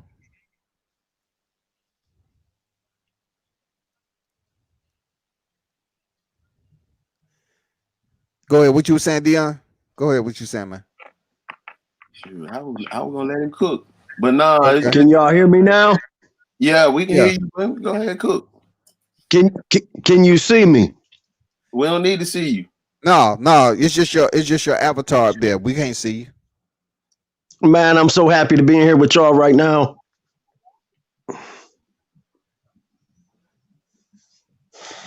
Appreciate it, man. We're glad to have you, man. We just want to verify the stuff you put into the chat. So this is the time that you come on in, you cook, man. Say what you got to say. It all depends what y'all want to talk about. You give a topic as far as a fighter. I don't know all about the money, promoters, and all that. But if y'all ask me about a fighter, I'm going to tell you everything y'all need to know. We're going to get it popping. All right, we talking about David Benavidez in his fight. We talking about David Benavidez in his fight this past weekend. What you thought about it? Now watch this fire flame come out. Basically, David Benavidez versus Robert Ellis. Ronald Ellis. What I will say is Charlo's going to come with a lot more smoke than Ellis did. So all these guys talking about Benavidez, they got to be very, very careful, because if he tries to come at Charlo like that, he might get knocked out. Because I noticed that Ellis did a hell of a job. Shout out to Ellis, too. I think his first name is what? Robert Ellis? Ronald Ellis. Shout out to Ronald. Ronald took a lot of punishment, but shout out to you, Ronald. You gave a lot of work, too. But like I'm saying, Charlo's going to come with much more smoke.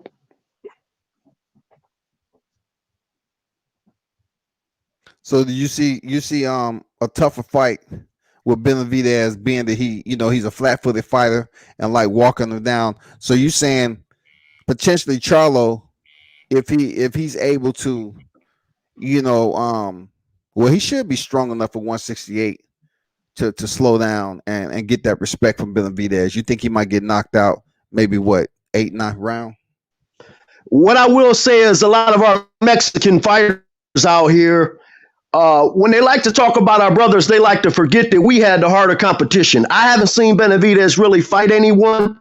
And like I'm saying, if you notice, Ellis was throwing some smoke. He hit Benavidez a lot, and Benavidez took a lot of chances. If you come in there like that with Charlo, you're taking a big risk. And see, we don't there ain't nobody throwing the brothers no props, but they like to talk about all these Mexican guys. These Mexican guys ain't fighting nobody. I ain't seen Benavidez really fight nobody. Now, you could come forward all night like that if you want to, but don't let...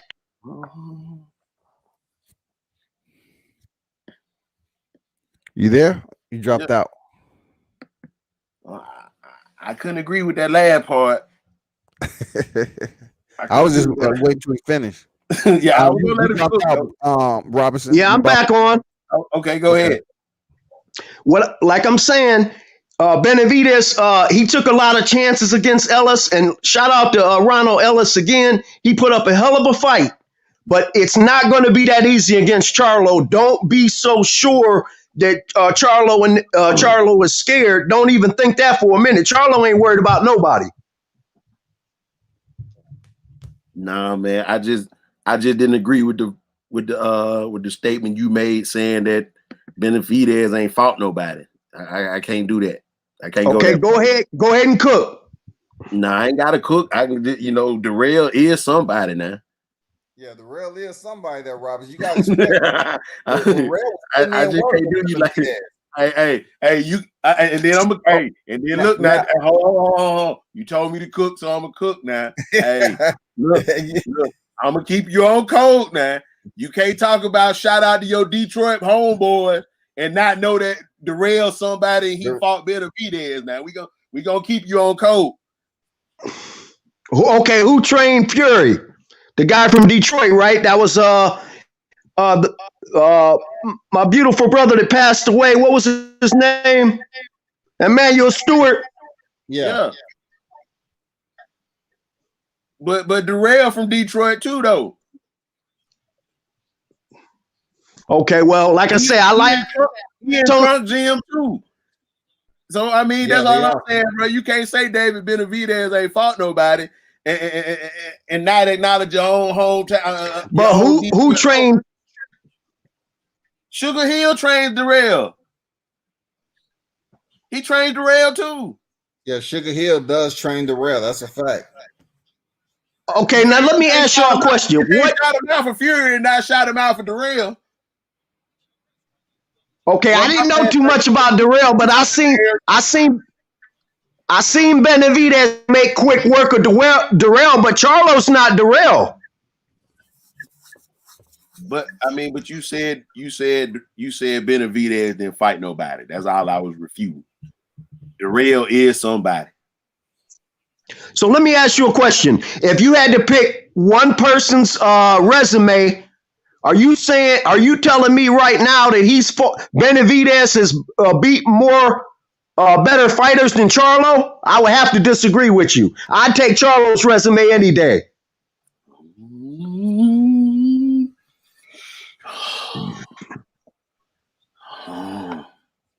And mind you, now he got to jump up in weight too. Yeah, I mean, hey, but look though, bro. Hey, what's Charlo's biggest fight though so far? Sergey Derevyanchenko.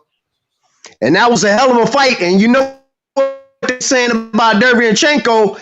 He got out on a couple people that was top dogs, and they thought that Derevyanchenko had won them fights. Now, don't get me wrong.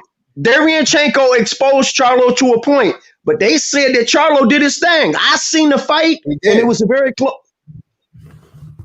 He did. Yeah, that was a hell of a fight, though. But he did. I mean, he did do his thing. Okay, that's what I'm saying. I'm a Charlo fan. The only thing I think Dion was mentioning is that, you know, you talking about the Detroit brothers, and you gotta mention them, the Rail brothers. You know what I'm saying?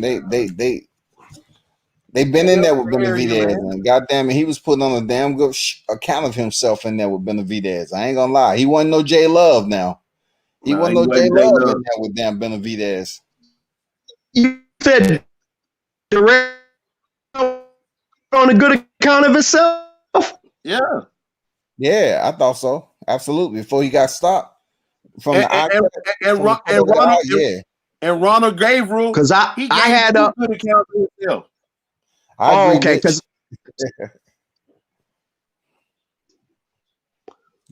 okay, y'all must have seen different fights to me, because when I seen Benavidez fight Darrell, I seen him walk Darrell down, and I had him knocking. I thought he knocked Darrell out in 3 or 4 or 5 rounds. He was all over Darrell when I seen him. But like I'm saying, Darrell is not Charlo. I feel. But I do. Yeah, I feel what y'all saying though. Yeah. But you still ain't touched on. Okay, what about Tyson Fury? What y'all got to say about Tyson Fury? What do you think? Man, Fury ain't shit. Okay. Now, okay, what you had to say on Fury, because we saw that comment too. Go ahead and cook. Hold on a minute. I got to use the bathroom, but I'll be right back, and we will get in the kitchen. Go ahead, cook. We will get in the kitchen. Go ahead and cook, Scotty.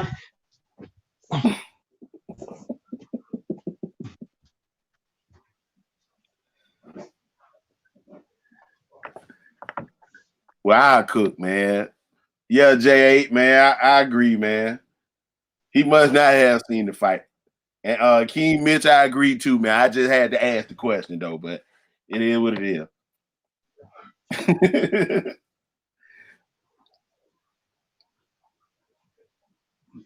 But King Mitch, what y'all boys think, man? I think we got a good weekend of boxing, man. I know a lot of people just don't watch those UK guys, but I watch all boxing, so I'm in tune with everybody, you know, over here and over there. I watch the trash. I watch what you guys consider the trash fights, but if boxing on, I'm just gonna watch.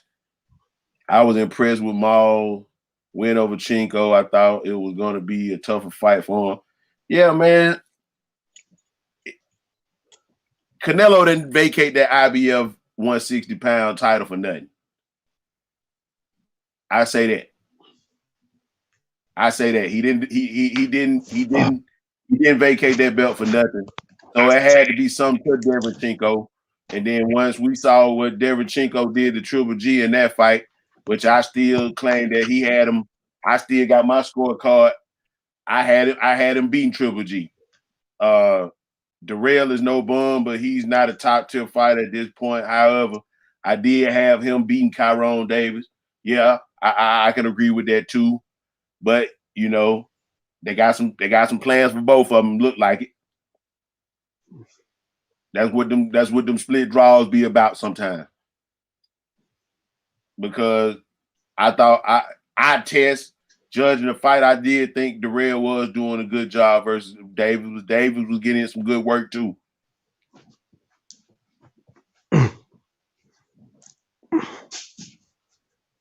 Yeah, but going back to that Maul, you know, yeah, it had to be something to Devenchenko for Canelo to vacate that IBF mandatory.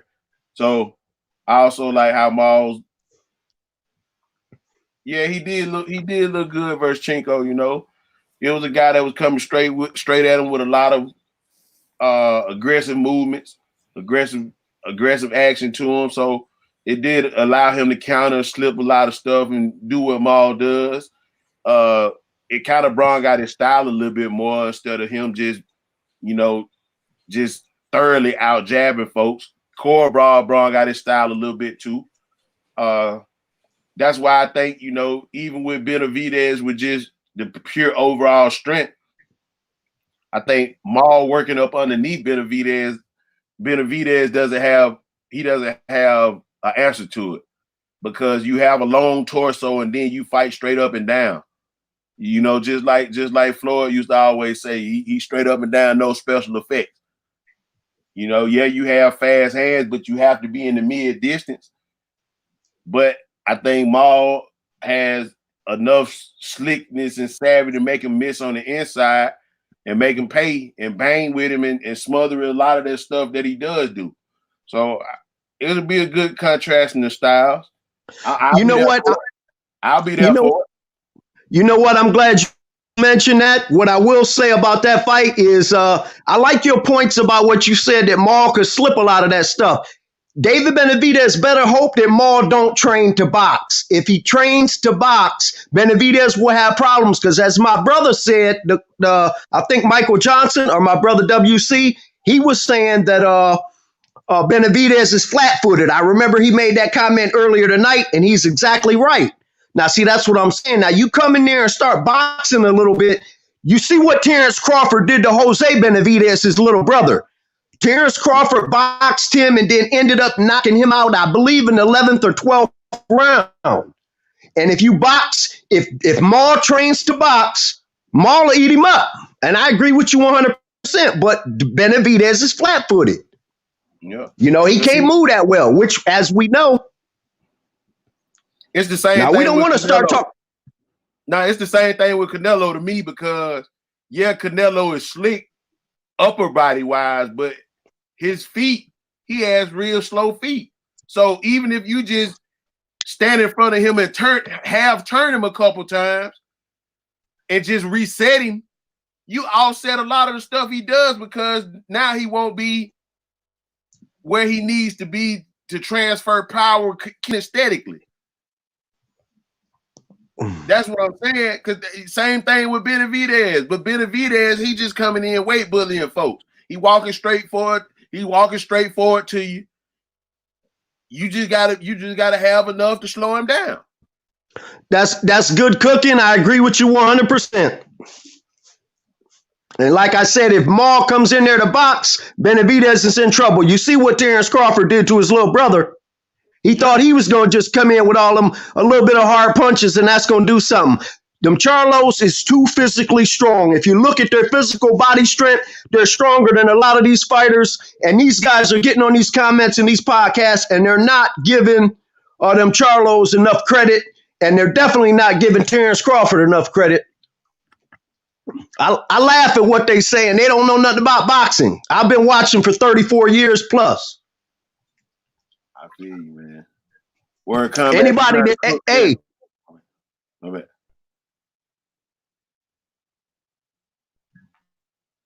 Watch this. Anybody that tries Devin Haney is coming up with a loss. He's too fast. His feet is fast. Watch Devin Haney. You like Haney like that? Man, he's so fast, man. See, when you get somebody that's that fast, not only is he fast, but he got long reach.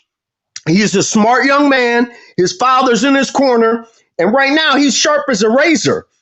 Now, you went out there, you seen him against that little guy. Who'd he fight? What was that little guy's name that Terrence Crawford knocked out? Gamboa. Who was he? Gamboa. Yeah, Tank beat him too. But the problem with Devin Haney is he's too long and too fast. He might not be getting all these knockouts, but he's winning every. Okay. Well, now wait a minute. He won every round, though. That's what I'm saying. You got to look at that because when we go for pound, we got computers now. We got computers now that can add up what rounds you won, and they can tell. Hey, bro. Hey, hold on. That's why I got to cut you off right there. Hey, we got computers and all that shit, but WBA just suspended the old boy with that bullshit ass card that he had with Estrada and Chocolatito. We ain't even finna go with that with the scorecard shit. I'm gonna hold you on the code with that, cause that was atrocious. No judge. I don't care if you Adelaine Bird too. You shouldn't have came up with no 16-12 in the Estrada Chocolatito fight for nobody. So I'm gonna hold you up on the scorecard. Okay, I'm with you on that. It's still a lot of bullshit scorecards in boxing. So I ain't gonna let you go there. But go ahead and cook though. Who do you think win between Okay, him so and like Tio? I'm saying, Devin Haney and Tio? No. He talking about. Oh, I'm so. Yeah. Oh, Devin Haney and Teofimo Lopez. Yeah. Teofimo Lopez right now is running from everybody. He's running from Loma. He's running from Tank Davis. He's running from Devin Haney.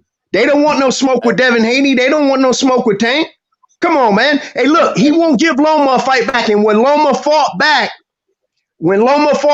against Tio in them late rounds, he was winning them, and he damn near could have stopped Tio, but he just miscalculated. Because if they fought again, Loma would beat him. All right, you done, boo? I'm done because you told me to hold the coals. I'm gonna hold the coals for a while. Hey, bro. How a man with all the belts running? He just knocked out the guy that had all the belts, quote unquote. Then he gonna fight a mandatory. And then how you running and you set the market for the division as far as pay. So let me ask you a question. That's not running to me.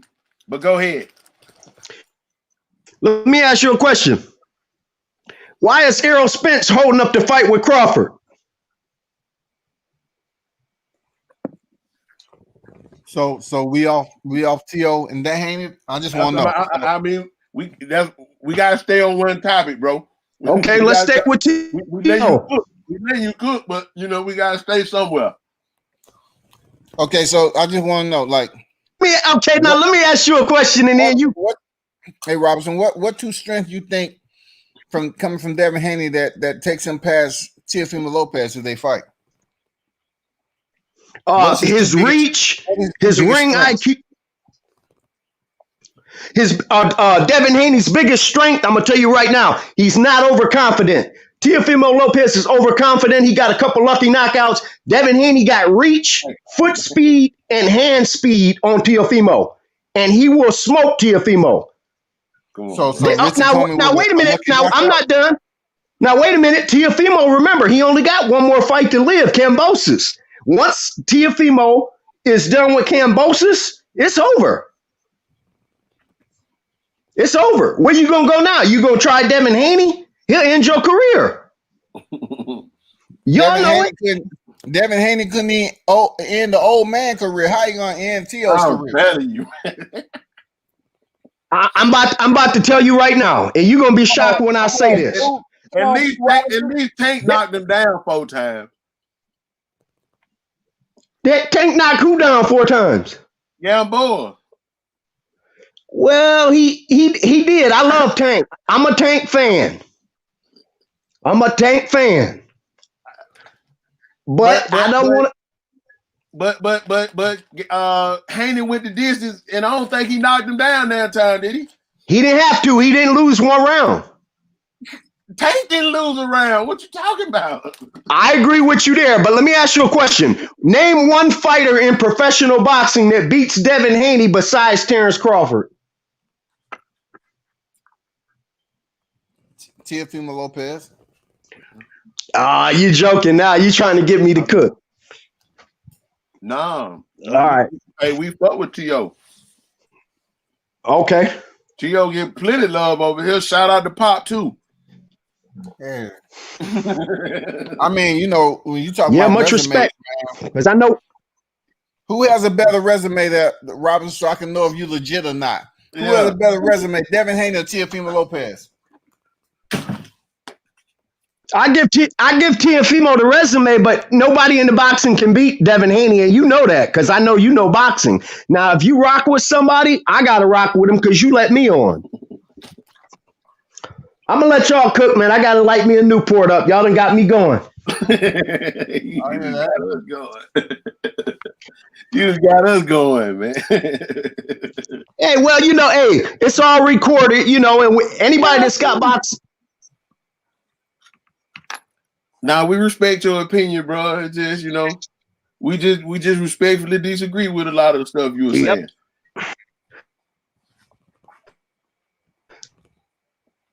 Stay back. You say you from Detroit or Oakland, California?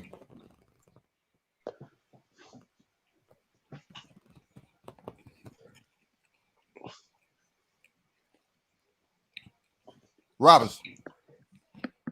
Yes, sir. Are you from Detroit or Oakland, California? No, I'm from Lorain, Ohio, brother. Oh, okay. So you're saying Teofimo Lopez beats Devin Haney? Yeah, we like that. I say that all day. And if you have your stimulus check already, just put some aside for that bet. No, I'm gonna do you better than that. I'm gonna bet you on Tyson Fury. That's who I got knocking everybody out is Tyson Fury. Hey, trained by my main man in Detroit, who taught him the knockout style. Come on, man. We can't let this go on. Style. We can't let this go. So you mean to tell me somebody? Well, what the time? Yo, lad. So, bruh. I just want to get this. I just want to get this clip.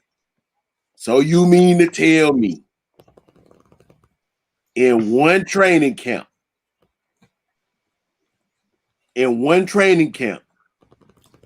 a man who could knock out Klitschko, your last true knockout was 7 years ago. No, it wasn't. No, it wasn't. He just knocked. Come on, bro. Wilder. He just knocked Wilder out, and he said he was going to do it. He predicted he was going to do it with the help of my brother from the Detroit Cobra Motor City, and he knocked his ass out. They threw the towel in. That's a technical knockout. I let you cook. I ain't say nothing.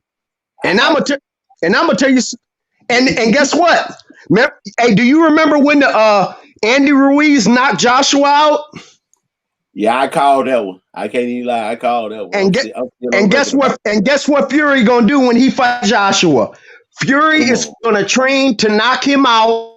He's gonna predict a knockout, and all my money is gonna be on Fury knocking AJ out, and he'll knock Wilder out too. And I got money on that too.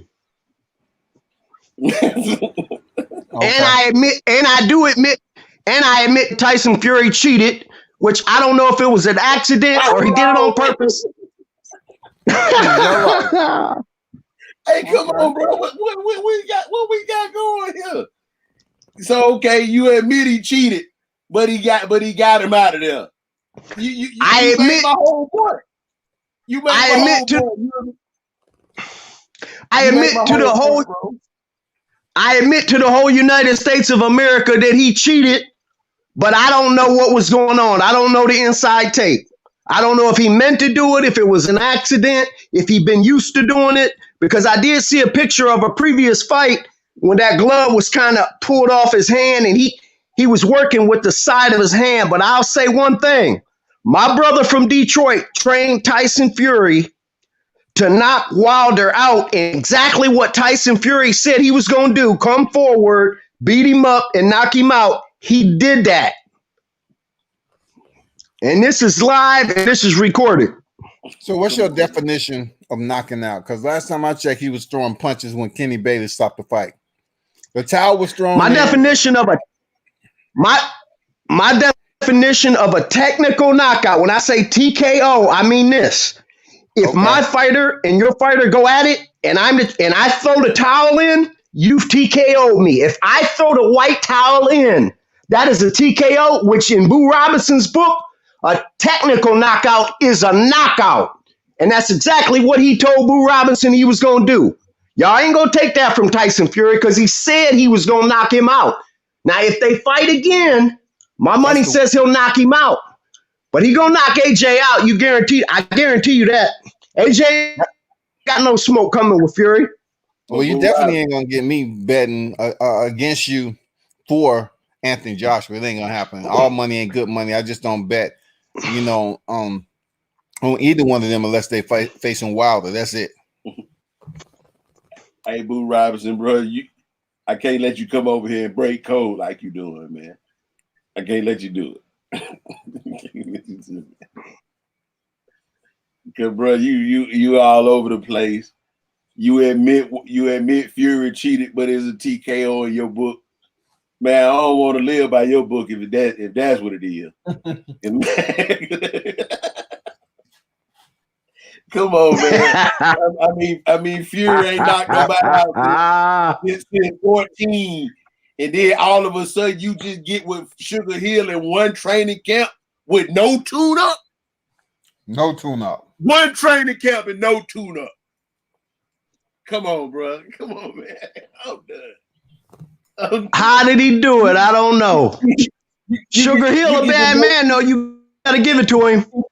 Man, he ain't nothing but it's just like Ken. Man, he can drink what he wants. I mean, it's just like Sir Ken said, bruh. You mean to tell me you give Fury all that knockout power, and Darrell and them been with you they whole boxing career, and they ain't getting nobody out of there like that, and they been. I don't respect Fury join you with no tune-up. And you just come out of here and you just get wild out of here like that, man. You can't pay me to believe. Come on, man. If you want to mention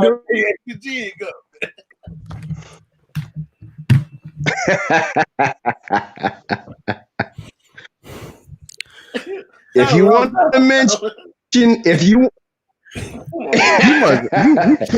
to mention he said the best boxer in the sport is Devin Haney. Come on, you don't even have a coach you live by, do you? No. Wait, let's wait. My whole thing. The pound for pound number one boxer in the world is Terrence Crawford. You can't give Canelo nothing. Canelo ducking everybody. He ducked it. Canelo ducked Benavidez. Canelo ducked Benavidez. Canelo ducked Charlo for years. You saying Devin Haney is the best boxer in the sport? You saying Teofimo Lopez will beat Devin Haney? In what world? You said that Devin Haney is the best boxer in the sport. What I'm telling you right now is I'm being recorded. But this is Boo Robinson coming out of Lorain, Ohio on WC Sports. They had me on, and I'm going to say this. I'm going to say that Devin Haney is the next Floyd Mayweather, and the whole United States of America knows that. Okay. And I tell you that everybody knows that. Whenever Teofimo and Devin Haney fights, I have no problem taking your money, and we can make a side bet on if Devin Haney gets stopped or not. Oh, you really trying to get me going now? Yeah, man. You can double your stimulant money. You know, there's no way in hell he can't even. Let me ask you a question. No, let me ask both of y'all a question right now. In Devin Haney's last 5 fights, how many rounds has he lost? How many rounds has Devin Haney lost in his last 5 fights? Man, okay. So I try to take it easy, but now you're talking about Yorkis Gamboa, Alfredo Santiago, Zaul Abdulayev. Do you know those kids? Do you know any of them? Do you know any of them? They're Robinson, Zaul Abdulayev, and Alfredo Santiago. Do you know any of them? I'm a boxing wizard. I know them all, baby. So you speak as if they're credible opponents that a fighter like Devin Haney should have faced just because they had an O on their record. Abdulayev was 11-0, and Alfredo Santiago was 12-0. Like, what did they bring to the table that makes them worthy of being talked about? Nothing. So if he won every round with them, shouldn't he? That was the caliber opponent they presented. Shouldn't he won most of the rounds with these guys? Yes, absolutely, he should have. Like I said, my ultimate loyalty is to World Combat Sports. Thank you for having me on, and I will say this. Now, Robinson. You're trying to act political now. No, he do it, dog. The election's over. The election's over, dog. Election clean over, bro. We waiting on the stillness, and this is just free. You know, this is free time right here. Boxing topics, open panel. You know what I'm saying? To the square. You know, you get to talk your shit, bro. Man, ain't nothing you doing wrong. Here, talk your shit. I'm just telling you, it's not about that, man. I take it. Robinson, let me ask you this though. Let me ask you this. It's a simple question. Who is last 3 opponents? Which one of them was in the top 10 in the lightweight division? Which one? Any of them? Hold on 1 second. Let me fix this echo. Am I still on? Okay, what's going on? What's your question? Like which one of Devin Haney's last 3 opponents was top 10? So I'm asking you that. Who can beat Devin Haney? Now check this out, bro. I respect. You praising him for winning rounds, but he wasn't fighting any fighter that was in the top 10. Vice Teofimo Lopez, he fought Masayoshi Nakatani, Vasil Lomachenko, and Richard Comey. Yeah. And 2 of them have a title right Okay, now. Being a commentator. Okay, watch this. Being a commentator for World Combat Sports, my comeback to that is, who trained Devin Haney? Mickey Bay, his pops. You can't say Floyd Mayweather. You can't say Floyd Mayweather trained him the entire camp. That ain't true. Floyd Mayweather Sr. trained Devin Haney, and me and World Combat Sports is rolling with Floyd Mayweather Sr., Floyd Mayweather Jr., and Devin Haney. That's my response. Okay, now you tripping. You tripping there, Robinson. Okay, so you saying I think now you actually is someone for Team Haney's camp for real. Yeah, man. Oh, I did my workout today. I appreciate you filling up though. It don't matter because as long as you return back when the fight is made, because from my understanding, Teofimo Lopez is trying to make get some type of paperwork completed before he steps in there with Kambosis to fight Devin Haney. So if that is indeed the case and it starts picking up after he go in here and defeats Kambosis, it'll be better. Then our conversations won't be for naught. It'll be something official. So we can start talking about the seriousness of you getting your CFO on here next time, your chief financial officer, so they can kind of moderate how much you should put up to lose. You know what I'm saying? So make sure you have that on the itinerary also, because we're gonna bet some money on this fight. This shit, I just can't wait to Devin Haney until finishes, so a lot of people can stop talking about the same thing all the time. He's gonna go in there and give Devin Haney that work there, Robinson. He's gonna give him that good work. Don't run now. We're gonna be looking for you. We're gonna scour the comment section now. We're gonna be looking for you. All you got to do right now on behalf of World Combat Sports is call Floyd Mayweather Sr. and ask him anything about Devin Haney Jr.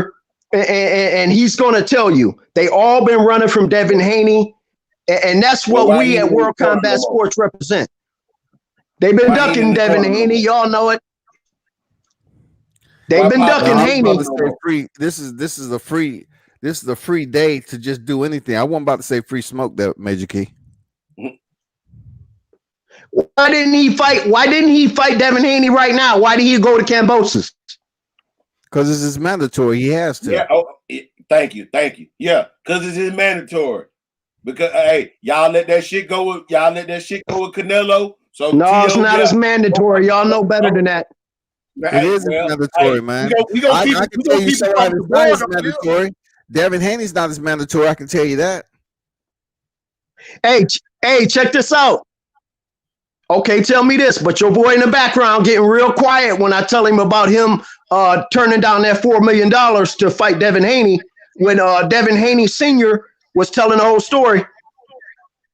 Okay, yeah. The man just got $6 million on Triller to fight Kambosis.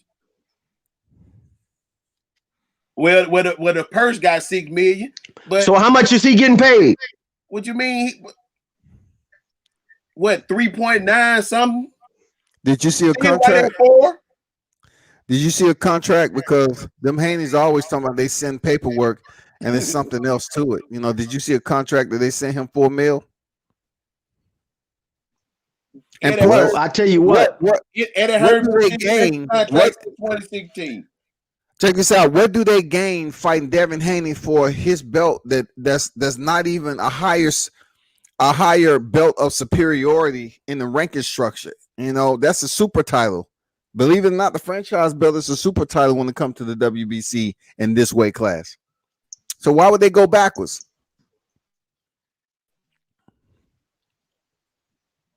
Robinson, why would they go backwards? Exactly. Oh, that's a very good comment. I give you credit on that. I'm just saying, what do they need? They going for the name? They already have some good names on there. Top 10. I'll tell y'all the truth. What's really going on is Teofimo Lopez got wise and he said, why would I go ahead and fight Haney when I know I can't beat Haney? And the whole United States of America knows that Teofimo Lopez cannot beat Haney by what he did versus Vergil Lomachenko. Come on, when I'm gonna stress this again. When Vergil Lomachenko put pressure on Teofimo Lopez, he won every round. What Loma did that was messed up was he gave away 5 or 6 rounds. And he thought, oh, I'm going to knock him out like I did Jorge Linares, because that's what Loma does. He's a thinker. So he says, I'll give away all these rounds. He Teofimo got lucky in the early rounds. Teofimo got lucky. I'm not a fan of Teofimo. World Combat Sports is not a fan of Teofimo. Let's say that then. Devin Haney is the next Floyd Mayweather. Time and time again, when he provides certain people opportunities, they take advantage of them. And this man is saying, I'm not a fan of Teofimo Lopez. Stop it. I'm telling you, man. Stop it, bro. Look, not only is Teo's going to defeat Devin Haney, he might stop him. That'll never happen. Hey, he might stop him there, Robinson. He might stop him. Let me get him right quick, World Combat. All right, bro. You really think Haney go unscathed under those 3 fights that Teo went through? You really think he just unblemished like you saying he is with those 3 guys that he really did face? Nakatani, Lomachenko, and my man Comey. You really think he does? Didn't Nakatani beat him? With all respect due to the podcast, didn't Nakatani beat up Teofimo Lopez for a while? Nakatani just knocked out Vergil. Yeah. Nakatani beat up a lot of people. That ain't what but let me ask you. Okay, so who beat up Devin Haney? Who beat up Devin Haney? When is Devin Haney show weakness? Devin Haney ain't fighting opponents. He ain't fighting opponents to get beat up. He is fighting opponents because they're running from Devin Haney. Everybody's running from Devin Haney.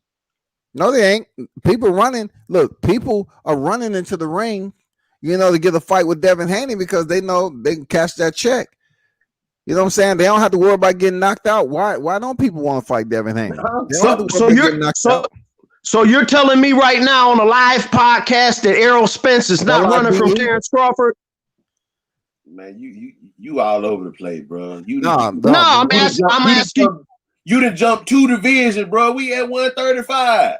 Let's talk about 135. Let's stay at 135 since we there. You done jumped from 35 to 47. Let's stay here, man.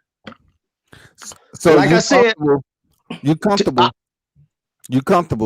with telling these listeners that's tuned in that, for one, you said Devin Haney was the best boxer in the sport. And we know that's not true, but then turn around and say Bud Crawford is a pound for pound number 1. So how can Bud Crawford be pound for pound number 1? Devin Haney is believed, in your opinion, to be the best boxer in the sport. No, wait a minute, man. Come on, you know better than that. Listen. That's what you said, bro. No, I don't want to record it. We quote you verbatim. It's recorded. You just said that. It's recorded, but watch what I'm about to tell you. You'll be shocked. Terrence Crawford right now is the most deadly man in the sport. That's recorded. But I'll tell you why. He can outbox. He can outbox because you win rounds. He's the best boxer in the sport. That's what you're implying. Terrence Crawford is the best boxer in the sport, pound for pound. That's come from the CompuBox. The numbers of opponents, when you go from he's a 3-division world champion, and every man that stepped up and never hit him in his nose or his face, he knocked him out. I'm going with Terrence Crawford 100%, and that's going across the United States right now on the live podcast. What happens when Devin Haney get pops in the nose? There's Bud Crawford. What the best prospect in America. Well, if Floyd Mayweather Sr. trains you, Devin Haney ain't gonna lose nothing. Why everybody running from him? Senior ain't been in the corner 3 fights though. Devin Haney done called everybody out in the United States, and everybody running from him. Hey, Senior ain't been in the corner in 3 fights though.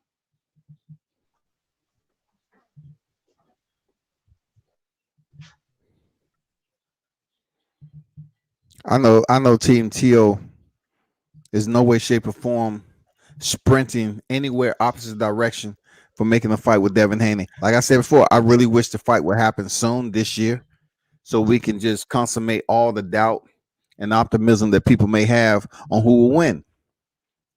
I truly believe that people think that Devin Haney is going to go in there and just box on the outside and do what Tyson Fury did to Klitschko.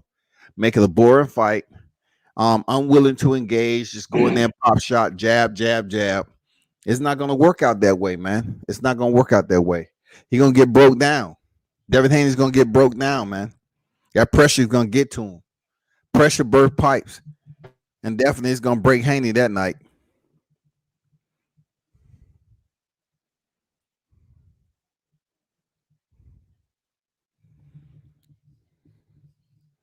What you on Google there, Bob? Bob retreated. Good job, Bob.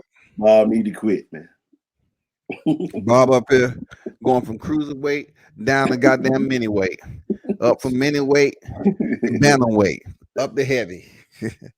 From heavy back down to damn junior welter. Bob need to quit, man. Hey, we gonna have to come up with an oath for we invite some guys on, man. We got to come up with something, man. We got. Now I'm gonna start letting them go, man. This is the last time that there was a free panel.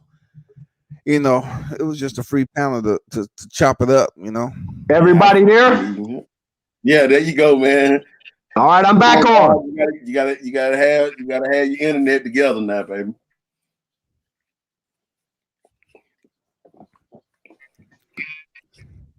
Yeah, what else you I'm had to back. say there? Go on. Yeah, what else you had to say there, Rob?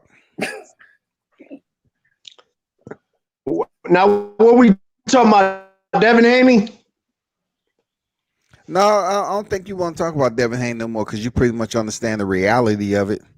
That the fight will happen sometime soon, so we can move on to another topic. Yes, I do. Yes, I do. Y'all show. What you think about Hooker and Ortiz that we Major Key keep talking about. Hey, Major Key, I want to talk about free smoke, dog. I was just saying it's a free topic, a free panel to talk about whatever. You know what I'm saying? I mean, we can matriculate to 47 now since he's so eager to talk about 47. Yeah, what you want to talk about 47? Don't jump on 47 then say, well, let's go to 168. What you want to talk about 47?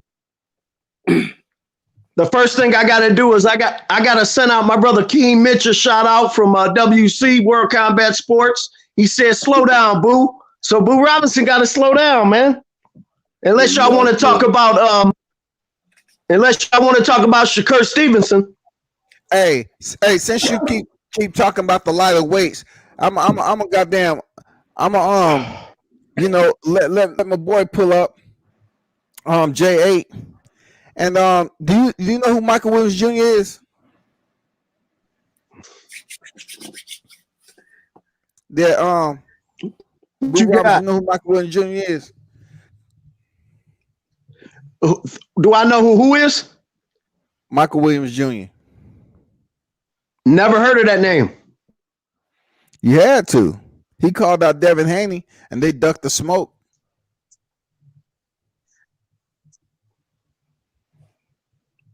Yeah, it's documented, bro. I heard you say Haney and smoke. That's all I heard. They ducked the smoke, man. Michael Williams Jr. No, wanted that smoke with Devin Haney. They ducked the smoke, man. If you deal with the Haneys like that, I know you know Michael Williams Jr. Never heard of Michael Williams Jr. Okay, I'll show you who he is. Don't worry about it. I got you. But keep on cooking about Shakur Stevenson. What you got to say about Shakur Stevenson right now? What I got to say about Shakur? What I got to say about Shakur Stevenson? They better look out for him. They saying he got the best defense in the sport. Mm-hmm. They saying he got the best defense in the sport. Now, all I'm saying is my main thing is a lot of people talk about the podcast. They be talking about, well, Mikey Garcia and Danny Garcia want to move up. He don't want no smoke with Charlo at 154. He comes up to 154. He going to get beat up. Spence beat him up. Spence beat up Mikey Garcia. Don't count Charlo out. As they always talk about Benavidez. He's not. Yeah, Charlo's not going to take what Ronald Ellis took. Charlo's not Ronald Ellis. There go Michael Williams Jr. right there in case you want to take a peek at him. Hey. He asked you about Shakur Stevenson. How you get all the way back up to 68, bro? 68? You just said something about Ronald Ellis, bro. How you get all the way back up there? He just asked when you say Shakur Stevenson, when you say 68, I start thinking about Charlo if he goes up. They talking about he's scared of Benavidez. I'm telling y'all, Charlo's not Ronald Ellis. And Charlo's going to come with a lot more smoke than Ronald Ellis came with. So no Shakur Stevenson. What did you have to say about Shakur Stevenson? They said he got the best defense in the sport. What about Michael Williams Jr., who you looking at on this thumbnail? You remember him now? I agree, J8. I agree. Well, I can tell you this much. I don't want no. Hey, I can tell you this much about Michael Williams Jr. I don't want no smoke. Belt. He wearing Devin Haney's belt right there. I don't want no. He putting that jab on Devin Haney's. I never seen. Jawbone. I ain't never seen no man get out on Devin Haney. You seeing it right here on this thumbnail. So you telling me that Floyd Mayweather Sr. What? Floyd Mayweather Sr. trained Devin Haney, and you're telling me Michael Williams Jr. got out on him, and he's 14-0. I'm not going for that. Devin Haney's 25-0. Look at him. That's Errol Spence. That ain't Michael Williams. I know black people seem to think that every hairstyle blends in the same that's description, but that's Michael Williams Jr., not Errol Spence. Okay. I don't want no. I can tell you one thing. That's Michael Williams Jr. I don't want no smoke with him. And bro, senior hasn't been training. He look good to me. Had 3 fights, bro. Senior not in the corner no more. He not. That's what I'm trying to tell you. T.O.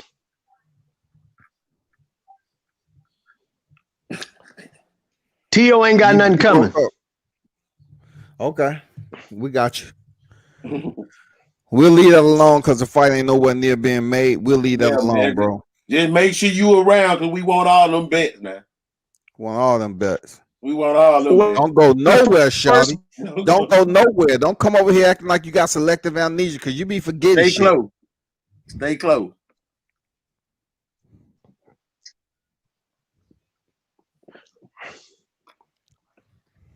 You ever talked to Bill Haney lately? Hey, Rob. Are you in the background getting instruction from Bill Haney? Got to be.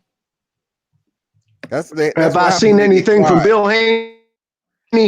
Yeah, you got quiet for a second, like you was getting instructions from Bill Haney on what to say next.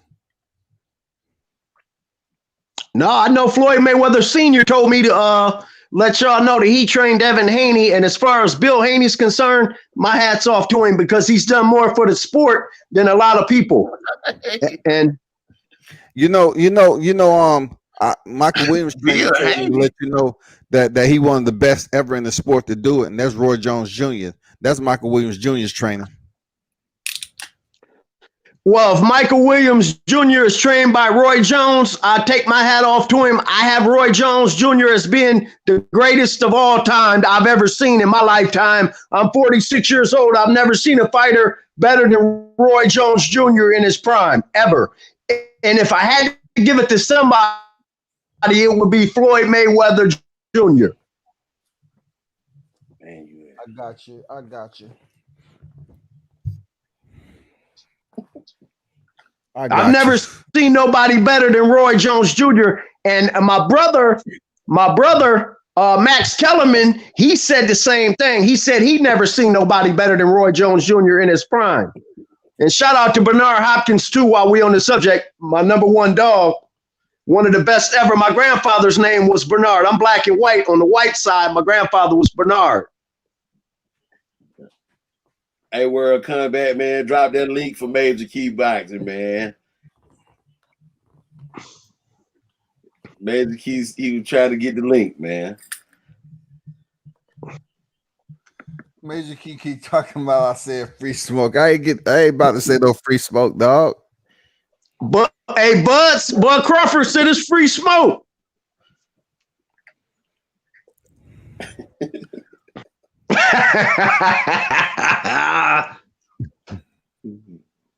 All this being recorded. Bud Crawford said it's free smoke, and then Errol Spence gonna come and say, "Oh well, I want this much money." Errol Spence, you don't need the money, so you could quit that.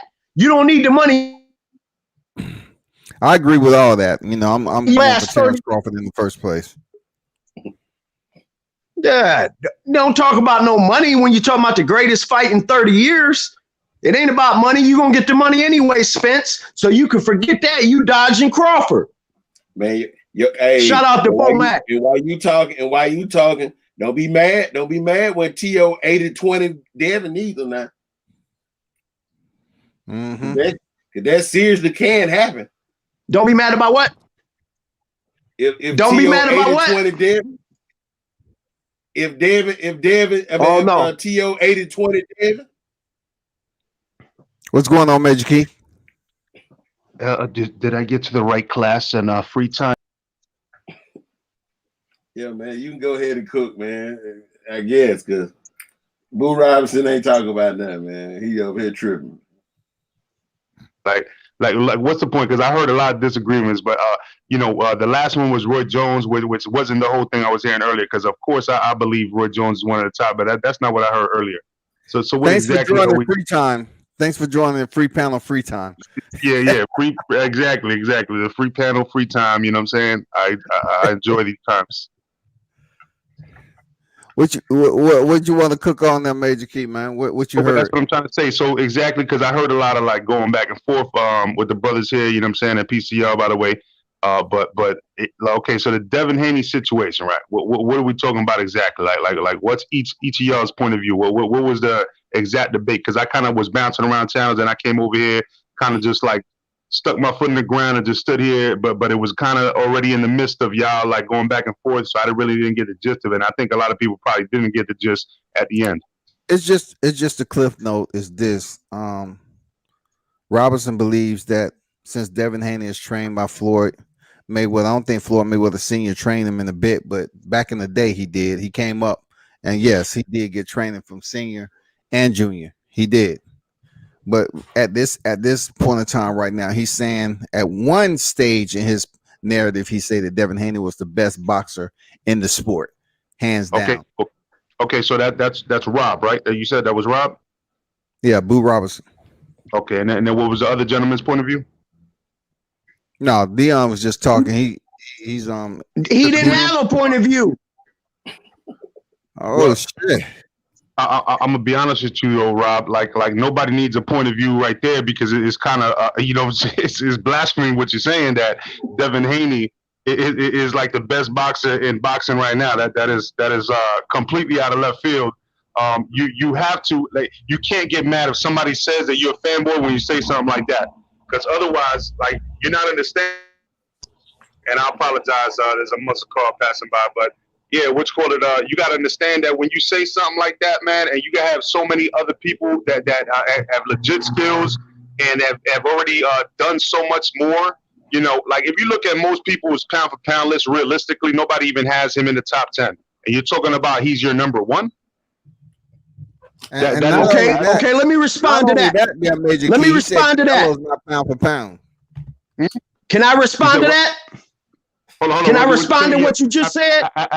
Absolutely. Hold on 1 second, though. Let me say, what did you say, World Combat, just in case I needed a clarification or something? Because, again, I'm jumping in right now. He said Crawford is pound for pound. Canelo's not pound for pound number one. Okay, that's all right. So let me let him respond first to what I said, and then we'll jump into that one, because that's another crazy argument. Okay, that's exactly what I wanted you to say. I wanted you to let me respond, and I'm going to start off with my response like this. I want to welcome you to the podcast. I'm glad you came on. It sounds like you know exactly what you're talking about, and you've been on the level with everything you said so far. Now, to that, I'll say this. I got Bud Crawford, number one in the United States of America, pound for pound. Your response.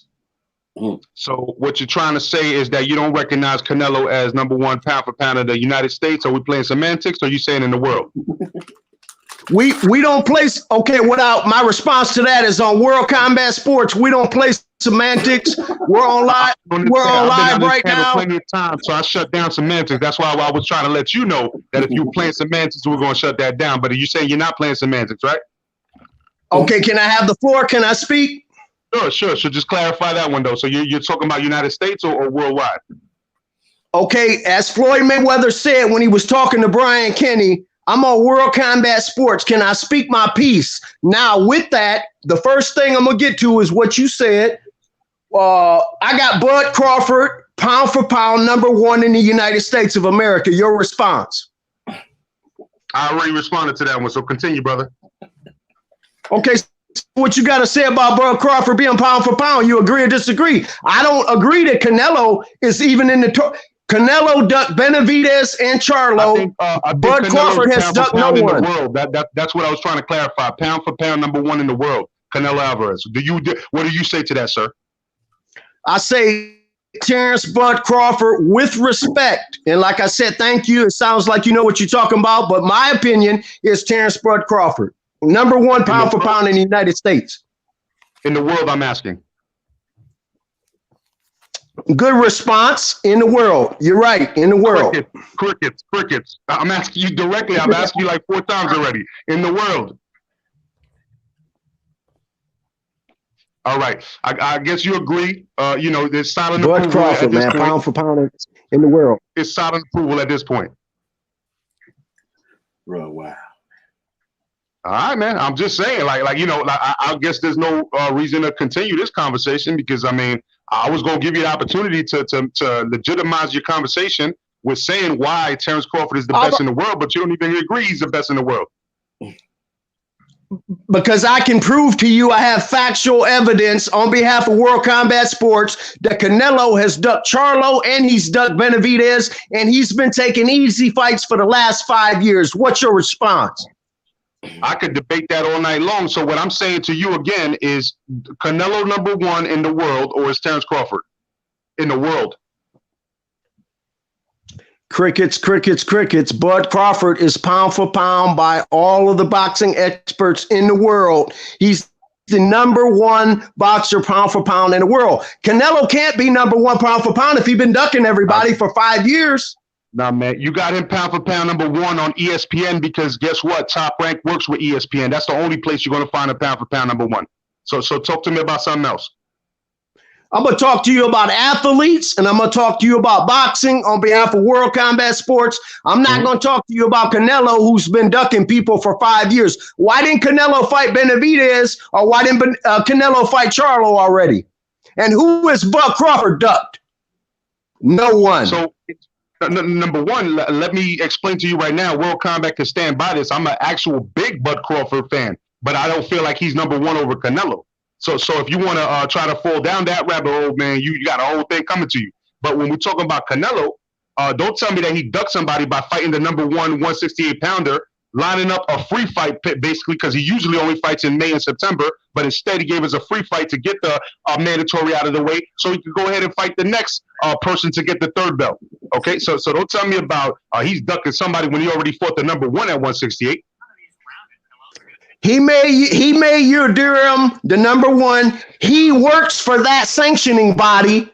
Okay. Now, I'm not on this podcast for nothing. I was asked on this podcast by the man from World Combat Sports, and I'm telling you, Canelo been ducking people, and that's why they took him off the pound for pound. It's going all over the world that they've already said he's not in the top 3 pound for pound because he's been ducking people. I'm not giving Canelo no respect. And like I said before, Terrence Bud Crawford is number one in the world.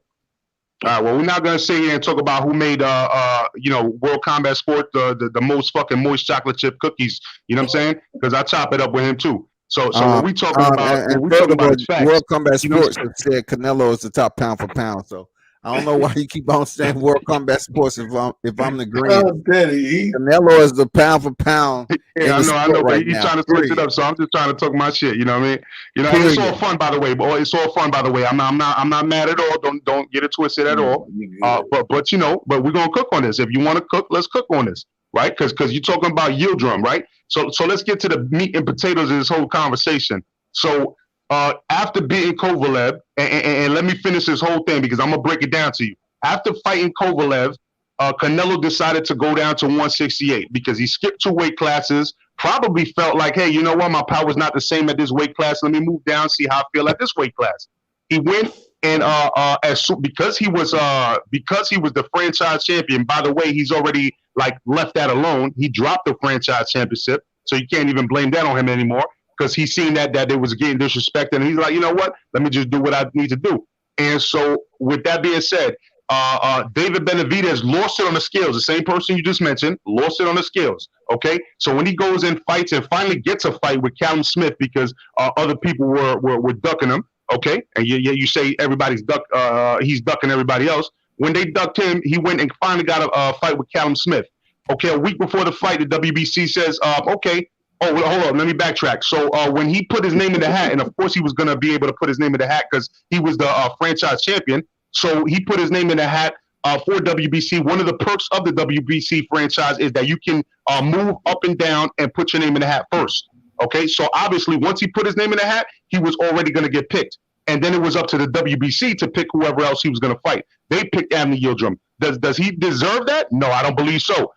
Okay, but that's a whole different story. The point is that you put him in front of Canelo, he's going to take him down. So what did he do? He went and fought Callum Smith, for the other belt. Went and fought, and a week before the fight, they said, okay, the WBC is going to be part of this. They made Yildirim take step aside money with the contingency of, guess what? Whoever wins this is going to have to fight Yildirim next.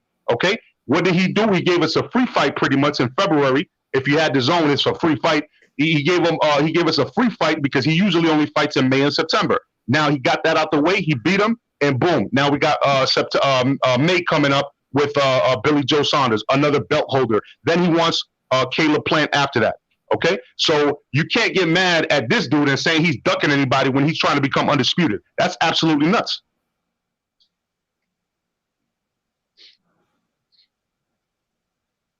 I digress. If you want to go ahead and continue with that. Oh, I'm definitely gonna comment on that. I heard that World Combat Sports said that Canelo Alvarez was number one.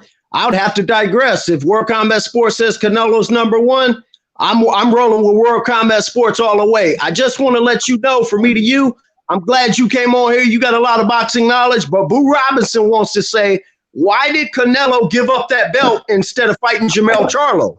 Why did Canelo give up the belt and move up instead of fighting Jermell Charlo? Or Jermall Charlo? Yeah, you're gonna have to look. Honestly speaking, look, I want to see him fight Jamal. Jamal. You're talking about Jamal. I want to see him fight Jamal, right?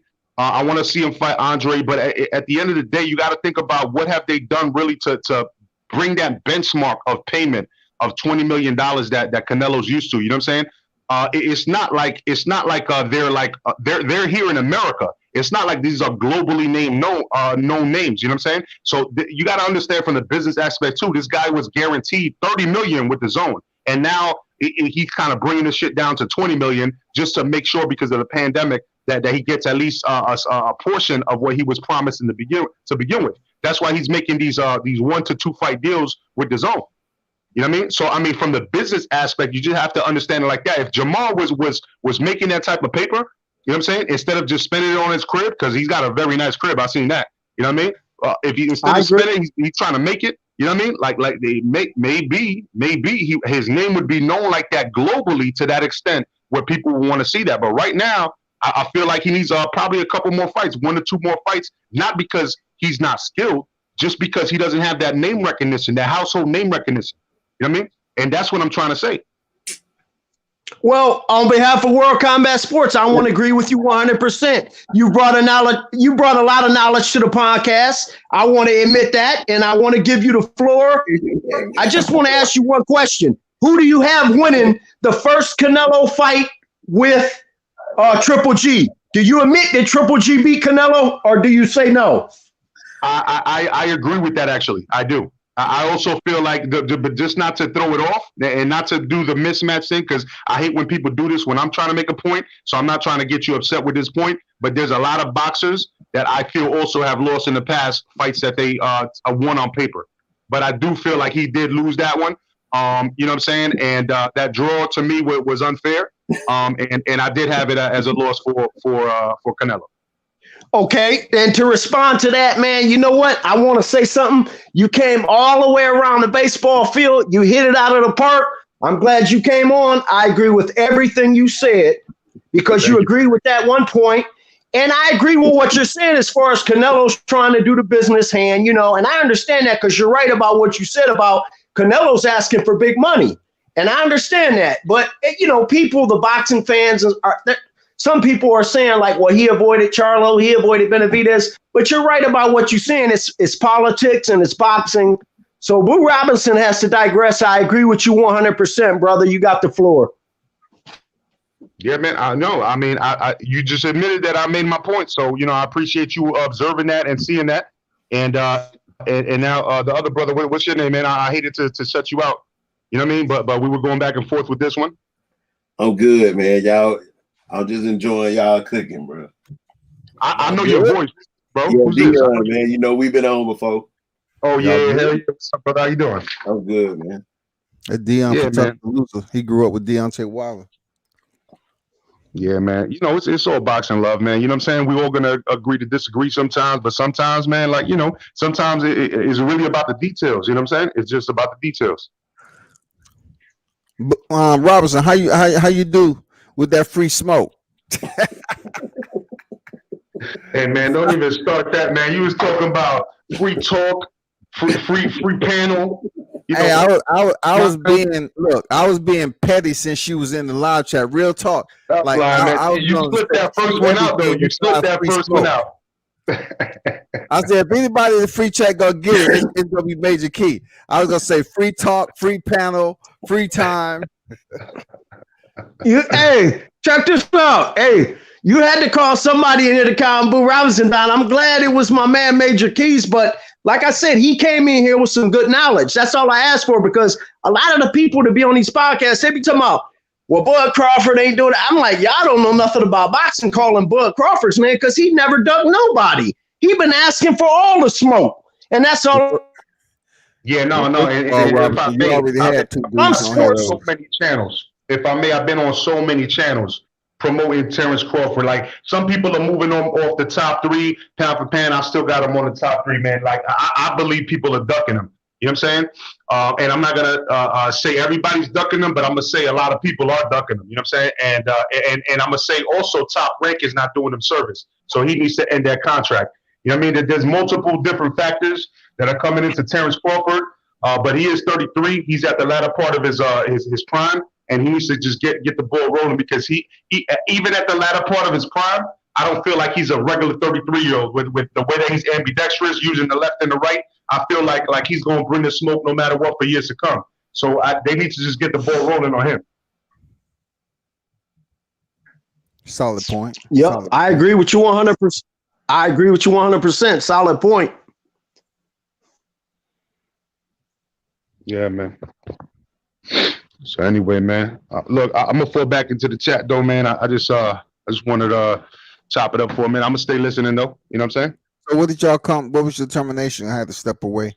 You know, what is your thoughts on that? Are you still saying Canelo is pound for pound number one, or you still got Terrence Crawford there, Robinson? For me? Oh, Well, he said for Robinson, so I'm gonna take the floor. And then Floyd Mayweather said, "Can I speak my piece?" The way I look at it is like this: if World Combat Sports is telling me that Canelo's number one pound for pound, then Boo Robinson has Canelo number one pound for pound. But actually, I'm lying. I got Terrence Bud Crawford pound for pound number one. And I feel that they asked me on this podcast because they want me to tell the truth. And this is being recorded. I got Terrence Bud Crawford pound for pound number one in the world. And he never ducked nobody. Now, I'm not hating on Canelo. And like he said, I'm glad he came on the podcast because he added some fire to WCS. And like I said, if it's that way, yes, I'll accept it. But no, at the end of the day, Bud Crawford ain't never ducked nobody. He been asking for the smoke. He had problems with Bob Arum because Bob Arum got him into some bullshit because he should have been with Al Heyman. And he re-signed with Bob Arum. Now, like my man said, hey, that's politics, that's boxing. Okay, I'll give y'all the floor. But at the end of the day, Bud Crawford ain't ducked nobody. so yo, I had a podcast, right? Or not a podcast, but a live show, right? Just like this one, and the subject was nothing to hide, nothing to hide. So let me ask you this question, because the topic was, tell me a fighter that you absolutely undercover, respected, and loved, but you didn't want to tell the people. Is that Canelo for you?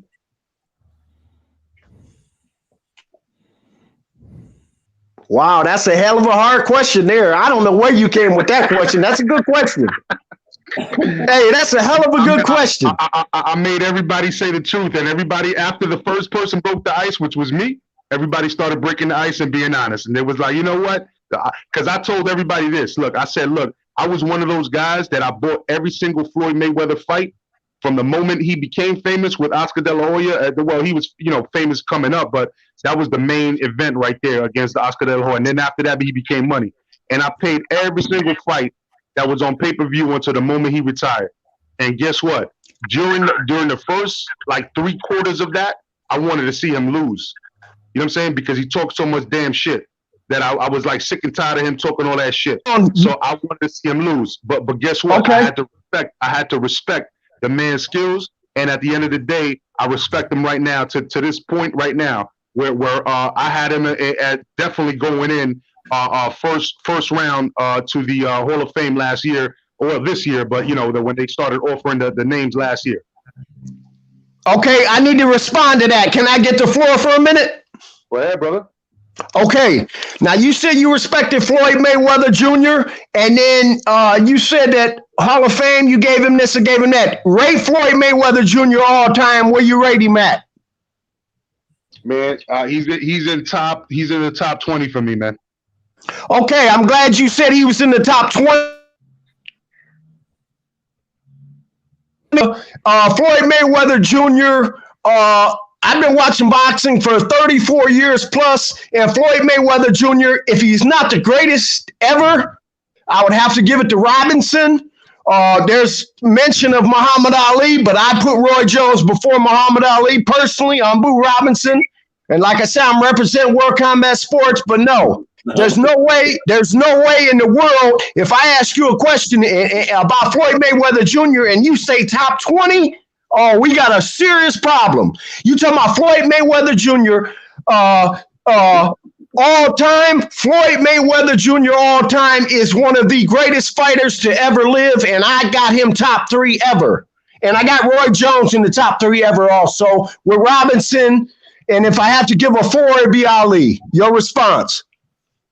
My response is you forgetting about a lot of people when you say that shit. You forgetting about Sugar Ray Robinson. You forgetting about Jack Johnson. No. My name is Robinson. Hold it. My name is Boo Robinson. Now wait. I'm not forgetting about Sugar Ray Robinson. I'm just asking you where you rate. So if you said Floyd Mayweather Jr. is top 20, Floyd Mayweather Jr. is top 3 to ever live. Floyd Mayweather Jr. is top 3 to ever live.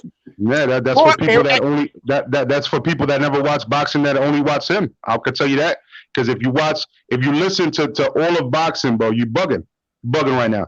You're dealing with so many people that were here. Go ahead, World Combat. But I'm just saying there were so many other people here before him.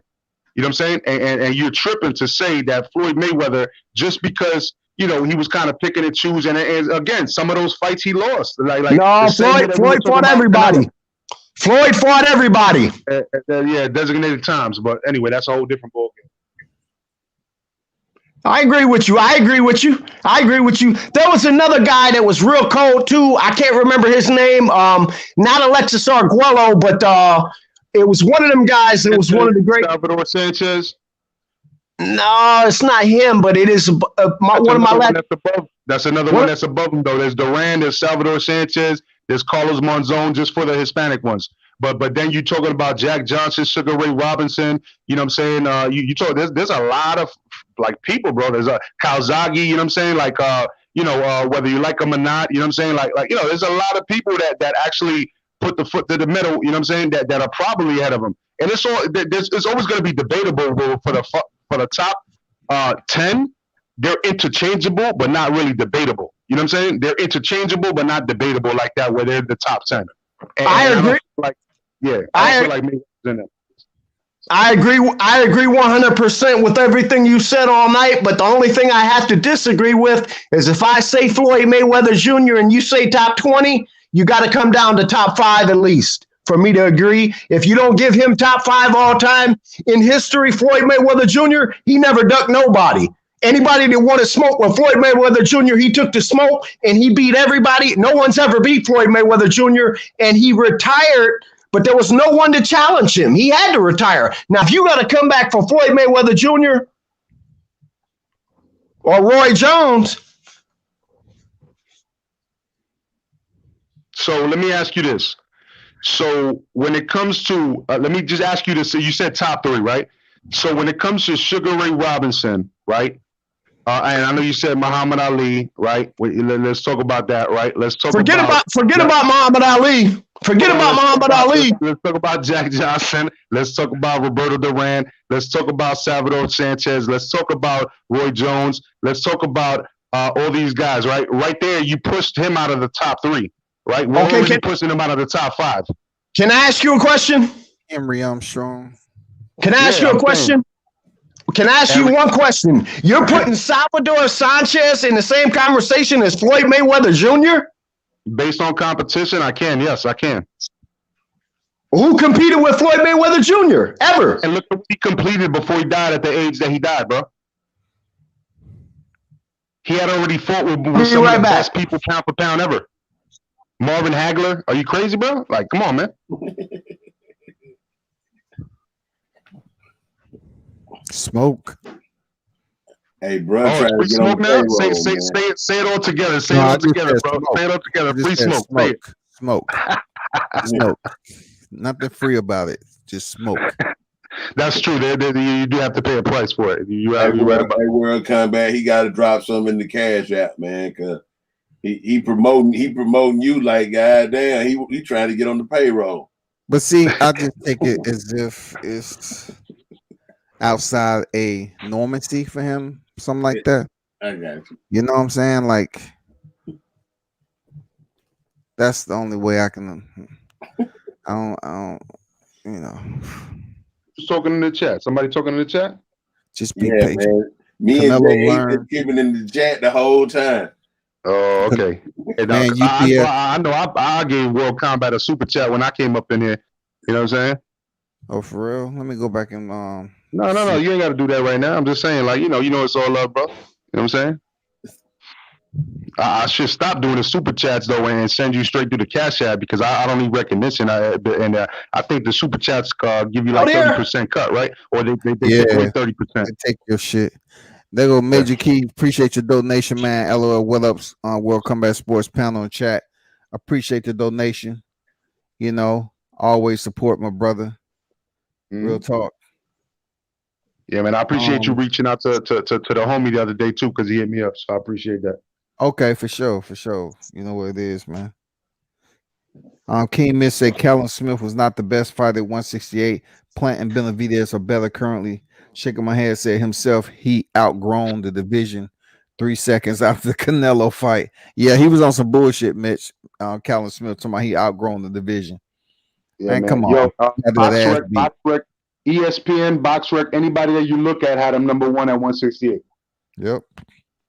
So, I mean, you can argue with them. Don't argue with the messenger. You know what I'm saying? All I'm saying is that Canelo fought who everybody recognized as the number 1, and he beat him.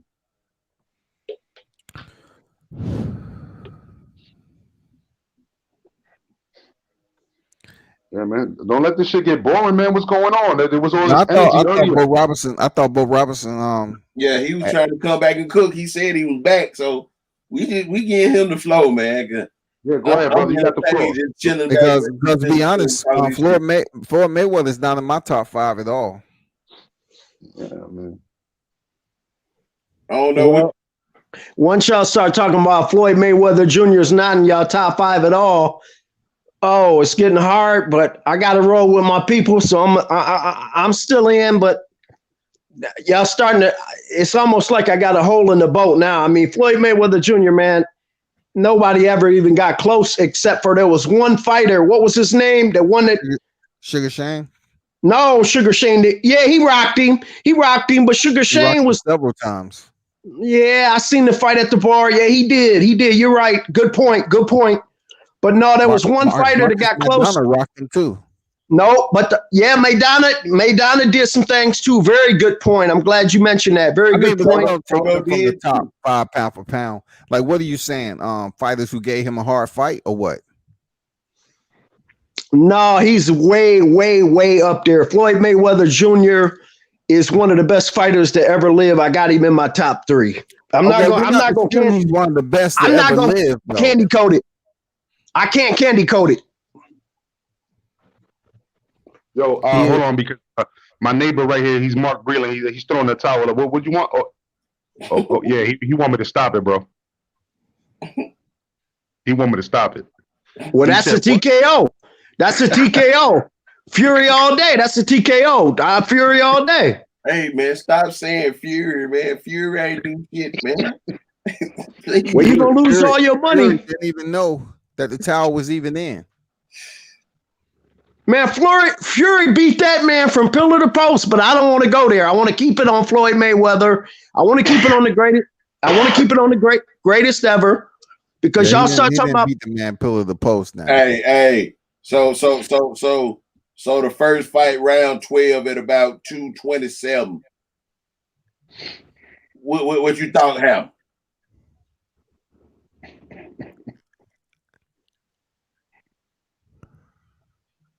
What are you talking about? What question?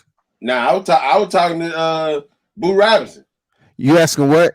I was asking him in the first fight around in the 12th round, around 2:27 left on the clock. What happened?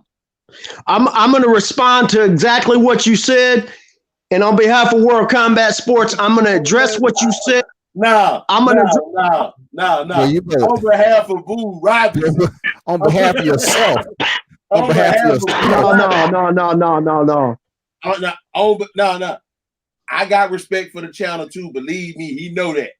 I know that. Boo Robinson. Yeah, I'm out. Okay. I'm out. Have a great night. Hey, thank you, brother. All right, man. Appreciate you putting up, bro.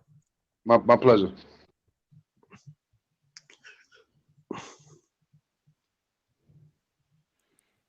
Five, 4, 3. Robinson, it was your chance. Would you have sleep? Hey, no, I got you coming up, bro. If you about to bounce, appreciate you pulling up for your knowledge, man. It was a pleasure. Yeah, man. I tell you what, man. On the real, man, he asked me about, I think it was the 12th round with or 11th or 12th round with Tyson Fury and Deontay Wilder. The first fight. It was the 12th. You want me to tell you exactly what happened? That's what we waiting on. Okay, on behalf of Boo Robinson of World Combat Sports, I want to say this. Yeah, you know it. Y'all can laugh, but you know it. Tyson Fury had beat him the whole fight. He had outboxed him. He gets lucky. Wilder, he lands a lucky punch. He knocks Fury down. He gets to jumping up on the ropes like, I done did this, I done did that. Now, I'm going to be honest with y'all. World Combat Sports loves the... Now, what Boo Robinson got to say? Deontay Wilder. I seen the pictures. I love Deontay Wilder too. Because I represent World Cup. From Detroit, and Fury came out and said, I'm going to knock. We already know what Fury said. But do you know what Fury did? Because y'all act like y'all didn't even see the fight. But you know that all. So what happened in the fight? You know all that word. What happened in the fight? But you would not answer the question about the first bout. What happened in the 12th round? You just said lucky shot and you just skimmed over it. It wasn't a lucky shot. It was a right left. So who won the fight? So who won the first fight? I had Wilder. I got Fury winning it. I got Fury. I mean, I got Wilder 7-5. Okay. Well, I got money on the next fight. Cause I'm gonna be honest with you. You got to be Santa Claus to give Fury and one of the first 4 rounds and 2 knockdowns. That's it. I'd be Santa Claus then. Ah, shit. You can't. But you cannot sit me down and show me what Fury won and one of the first 4 rounds. You can't. I'll show you exactly what you want to see. You can't come and give me $1.30 can of Bud Ice and tell me that Salvador Sanchez was better than Floyd Mayweather Jr. or Roy Jones, because you could keep your $1.30. I'm not going for that. I'm sorry. I wasn't the one that said that. I know you wasn't, but you know what I'm talking about. I ain't never heard of Salvador Sanchez. I'm talking about I'm talking about something that I know. I'm not talking about nothing that somebody else mentioned. I'm talking about you cannot show me where you felt like Fury won the first 4 rounds in the first fight. You can't show me where he won and one of them rounds. Well, what I can show you is that we made history tonight, and it was a beautiful recording. But I'll tell y'all what, if they want some smoke with Devin Haney, they better go back to the drawing board. If they want some smoke with Bud Crawford, they better go back to the drawing board. And don't be so sure Benavidez is ready for Charlo, because Boo Robinson's not sure. Boo Robinson's rocking with the Charlos 100% all day long. When you seen Jamal come back against Tony Harrison, my main man from Detroit, and I love Tony Harrison, but now when Jamal came back with that fire, he was a whole different fighter. He changed the whole game up. So we don't know who he can beat now because he came back as an entirely different fighter. And I'm not going to take David Benavidez, what he did with Ronald Ellis. I'm not taking that as fact now in the boxing world. Not in the world pound for pound. I'm not taking it as fact because all I know is if Charlo gets ready for Benavidez and goes up in that much weight and he gets ready to throw bombs, Benavidez ain't going to come forward all day and bully him. Charlo ain't taking that. And I'll bet everything I got on that. All right, Dan. I hear you for sure. Hey, well, I appreciate you pulling up there, Boo Robinson, man. I know this is not the last time we're gonna see you on the panel, but go back to the lab and see if they're cooking up some of that good bone marrow, for Devin Haney to see if it provides him with any more punching power so he can meet your expectations.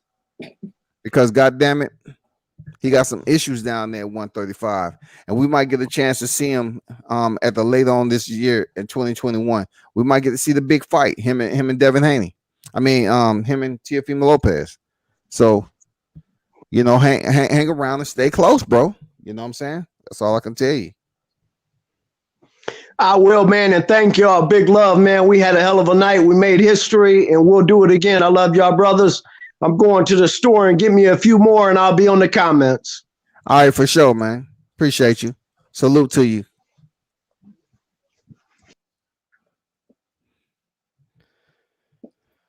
Canelo don't need saving, mentioning Callum Smith. Fury also said that he ate uncircumcised, non-castrated wild boar. Yeah, he did say that. WCS, make sure this guy tune in every day for at least the next 6 months. He just might become a boxer fan. And Sir Ken, boy. Damn. I mean, one out of 1,000 ain't bad. They're gonna come on here and say what they say. That's all I'm saying. I mean, it's not that serious. You bring them as you bring them, man. At least they tuning in. I appreciate it. I appreciate it too, man. But Home Enterprise, you make sure you roll back through here. That Boo Robinson, appreciate you. Yeah, please don't go far, man, because we need all that little stimulus money, man. Yeah, for real. I'm talking about. I'm marking down like Willie Dynamite, man. When he bailed old girl out of jail. He said on behalf of Boo Robinson, the World Cup passport. Oh man, that dude was hilarious, man. Oh, bro was pubbing you now. Yeah, I know. You should have got a sound bite of that, man. But he was plugging me on me being a Devin Haney supporter, and I was like, nah, that's the wrong plug. Floyd said Emmanuel Augustus was his hardest fight ever. Yeah. He was. Yeah. And with all the losses he had, he didn't think Emmanuel Augustus would be that tough. But that style was unique, man. The Drunken Master, I just wish he could have did more with it. I love Drunken Master. Crazy style. Crazy. ESPN is not the end all. That should also be acknowledged as it pertains to Callum Smith. Okay, Cotto said Floyd a tough fight as well.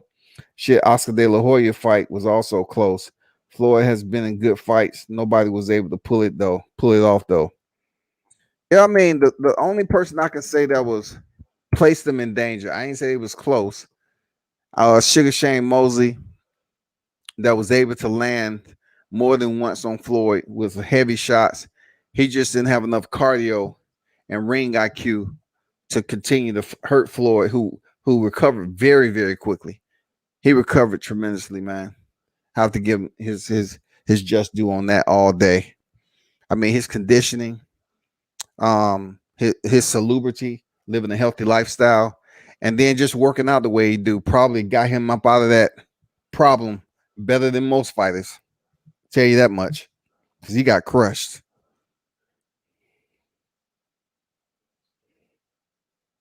Yeah, man. I appreciate Boo Robinson for pulling up, man. If nothing else, he gave us a great entertaining time tonight, man. Bro was everywhere, man.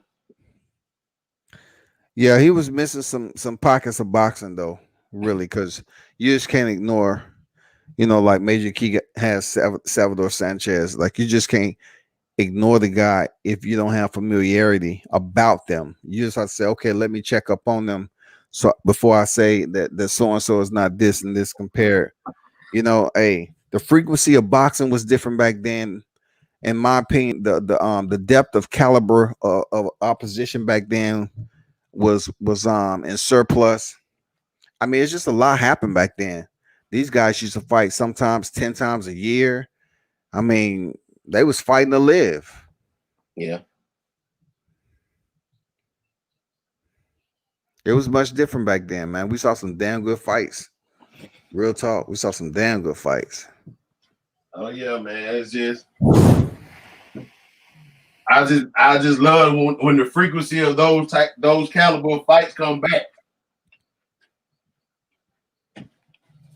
Yeah, Whitaker, Chavez, Trinidad. Yeah, man. Yeah, no doubt. I can't understand why. Pernell Whitaker. I don't know, man. I just don't understand how. I don't know, man. I know he placed himself in a situation where he came dependent.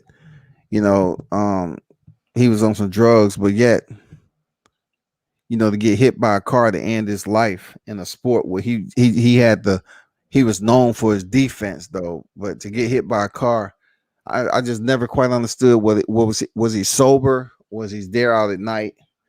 I don't know. But shout out to Sweet Pea, man. You know what I'm saying? Yeah. Shit.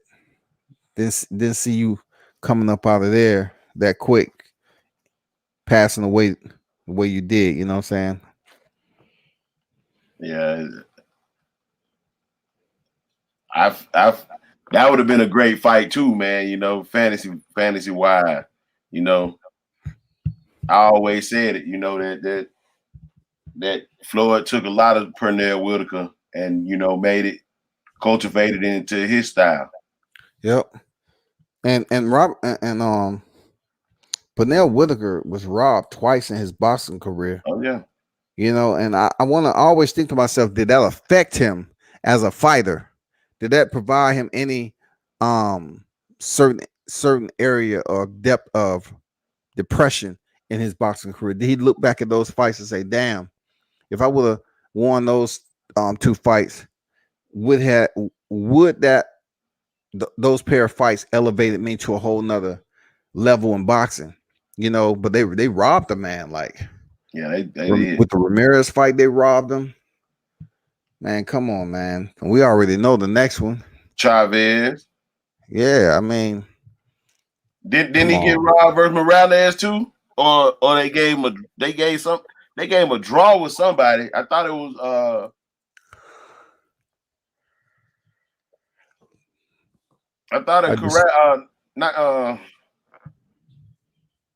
I need to go back and check it out.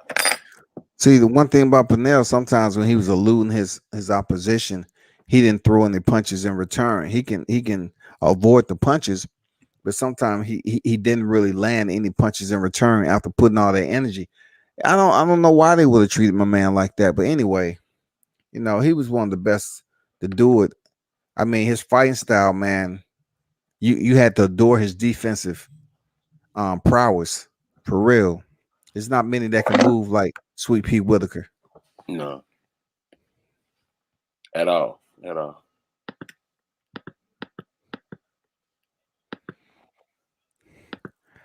But shoot, man. Hey, I'm about to roll up out of here, man. We've been on for 3, shawty. That'll work, man. It gets like that, man, when we talk about something that we interested in. Yeah, man. I already appreciate you pulling up, man. Because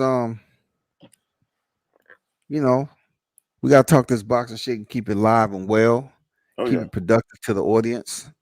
You know what I'm saying? And also it's cool to have some other voices on the panel sometimes. Yeah. Appreciate that there, Major Key, man. Major Key came back in on behalf of World Combat Sports. On behalf of shit. I ain't gonna lie, I'm gonna start using that motherfucker. That ain't the first time I heard it, but that dude uses so much tonight. That's just hilarious, dog. I'll tell you. On behalf of World Combat Sports. I'm talking about me and J8 was dying in the chat, bro. We were dying in the chat. Trying to make this shit formal. Well, I just like to tell you before I respond to that Canelo comment, on behalf of World Combat Sports, this is what I think. I'm like, damn, just might well go just answer it. It's all good though. Appreciate your Major Key for the donation, man. On behalf of World Combat Sports, thanks for having me on. No doubt, man. You know what it is, always, bro. You know, for real. But for everyone who pulled up, I appreciate you. You know, we definitely will be talking about some of these big cards that's coming up now. The boxing is back in full effect. Did you hear, Dion, that they're thinking about trying to make Oscar Valdez and Vasil Lomachenko? Yeah, I did hear about it. I mean, I felt like he had to move back down. Yeah, he said he was anyway.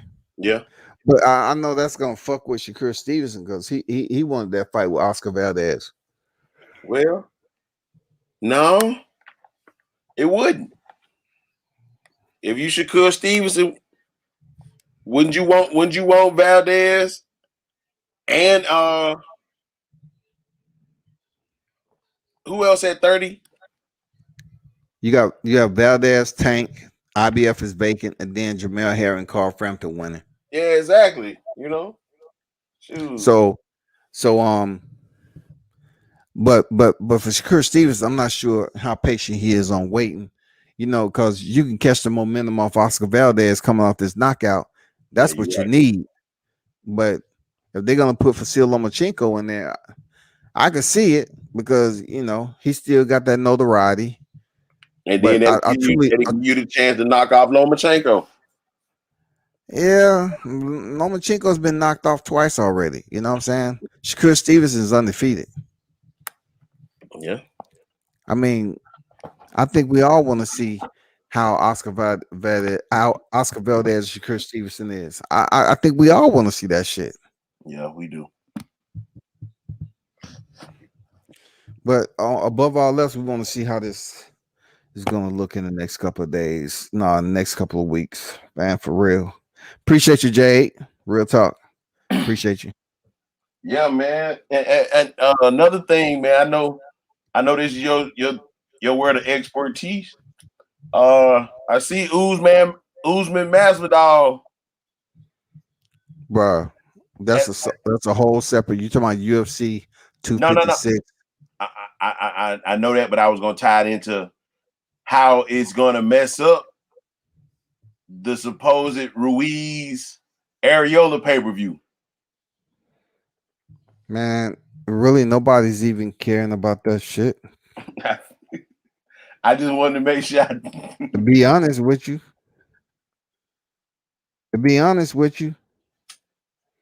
Look, I mean, I'm gonna be frank with you. I'm gonna watch it though. Yeah. Even though, I mean, it's kind of obvious, but you got two Mexicans. You know, we're gonna watch the fight, man. I'm gonna watch the fight. No shit. I'm gonna watch the fight. But it's not like I'm looking for something spectacular. I don't think Chris Areola is gonna have the best motherfucking fight of his career. I don't see it. I don't see him beat Andy Ruiz at all.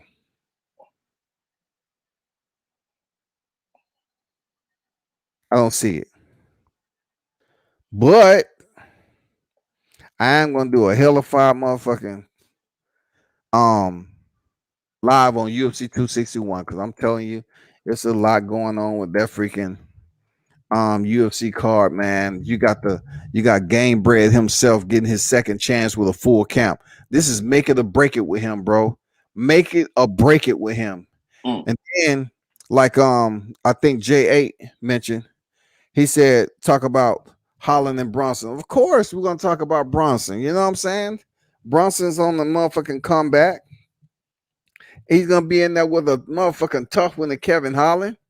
He got to stay away from them knees, or else he's gonna be looking like Frankie Edgar. And when Corey Sandhagen goddamn landed that knee, gonna light him up and have him dropping like a sack of potatoes, man. But definitely, I'm gonna do a live on this because it's some history behind it. This is probably going to be Jorge Masvidal's last chance at a title shot, and plus, if he's able to upset Kamaru Usman, man, it takes him to a whole nother level, man, of superstar. Like, this guy's a street legend.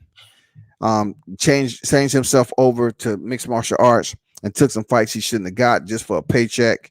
I mean, with his record versus Kamaru Usman's record, it's totally different. You know what I'm saying? So Kamaru Usman has improved leaps and bounds since telling people he only goes 30%. This is going to be a tough fight. It should be. And Jorge Masvidal has to win, else he falls in line with the Nate and Nick Diaz's, Kurt Pellegrinos, Uriah Favors, you know what I'm saying, Cowboy Cerrone's, all these guys who was good enough not to win the title. Edson Barbosas. He has to come in here and beat Kamaru Usman, y'all.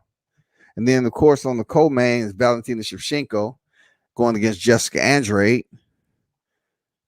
Tell that story. And my favorite, the third championship fight is going to be Thug Rose Namajunas in there against Zhang Weili. Oh, my God.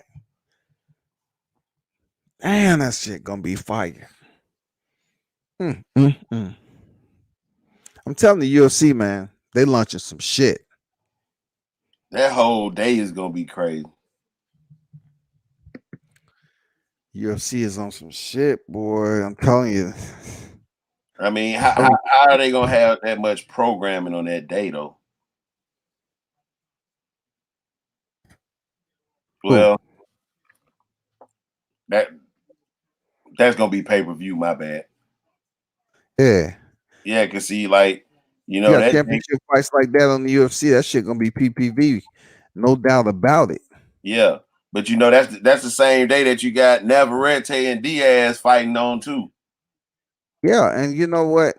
The scheduling is there for a reason, man. Like, you have to pick and choose. That's not going to be a huge dilemma for Navarrete and Diaz because people still going to watch Navarrete and Diaz as they're going to watch the UFC. So you just have to pick and choose which one, that you want to sway back and forth. And Andrew Ruiz and Areola. So you got all those. But see, Andy Ruiz and Areola is just like the odd third out. You can watch it. Where's it coming on at? It was supposed to be pay-per-view. See, if it's pay-per-view, I won't be watching that shit then. I highly doubt it's pay-per-view now that you got this UFC card. It ain't gonna happen. Hey, Dion, it ain't gonna happen, Charlotte. It ain't happening. I'm gonna stick to the UFC, and I'm gonna stick to that Navarrete Diaz because Navarrete, my boy, man. I like Navarrete, boy, for real. I like it. No one's really talking about Gary Russell and Ray Vargas, bro. Yeah, I have, man. It's just not. They don't have a date for it yet, though. But I mean, I'm talking about performance-wise. What you looking at?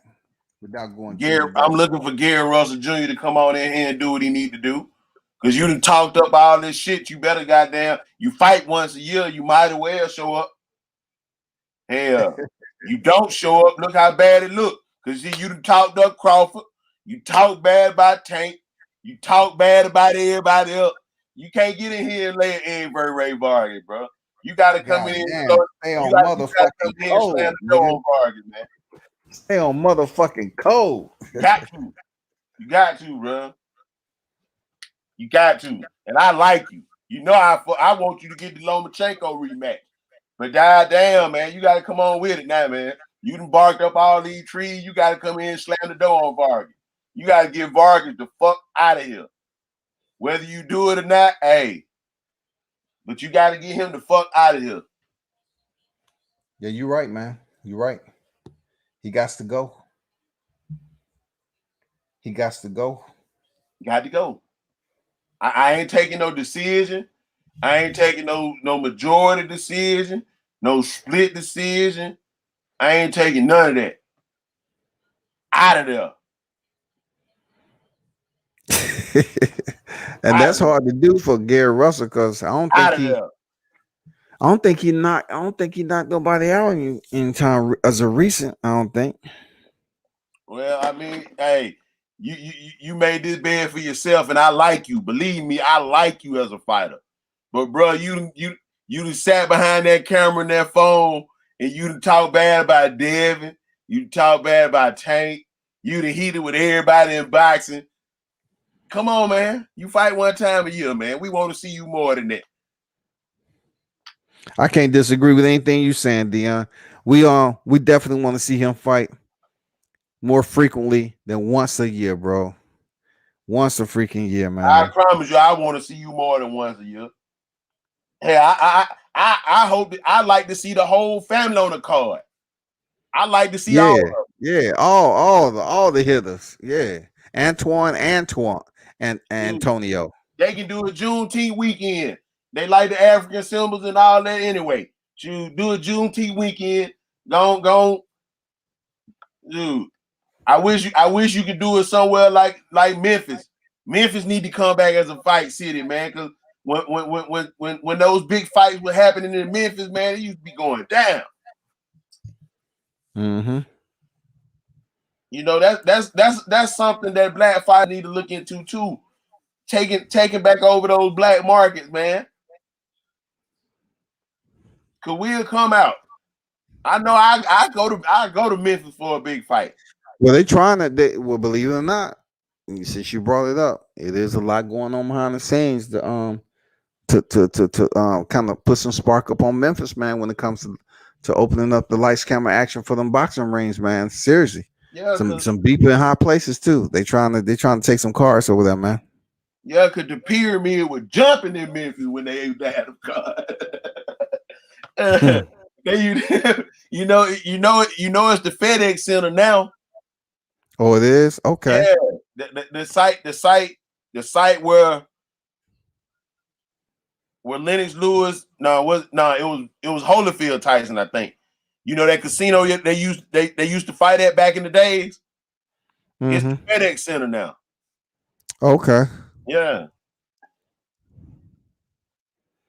I hear that. Yeah. So you know, they need to get it together, man. Yeah, I feel you on that, man. Like I said before, believe me when I tell you, it's some people that's trying to bring some boxing this year, 2021, over to Memphis for a fact. They just working on it, man. They just working. It's some high up people too. Yeah, I love it, man, because like Memphis has to get back to being one of those hub cities. You know, that's a hub. That's somewhere. See, Memphis is a 3-hour drive from Tuscaloosa. That's makeable. That's just like going to Atlanta from Tuscaloosa. Yep. Just like going to Jackson, Mississippi from Tuscaloosa. New Orleans is 4 hours. You know, it's just hub city.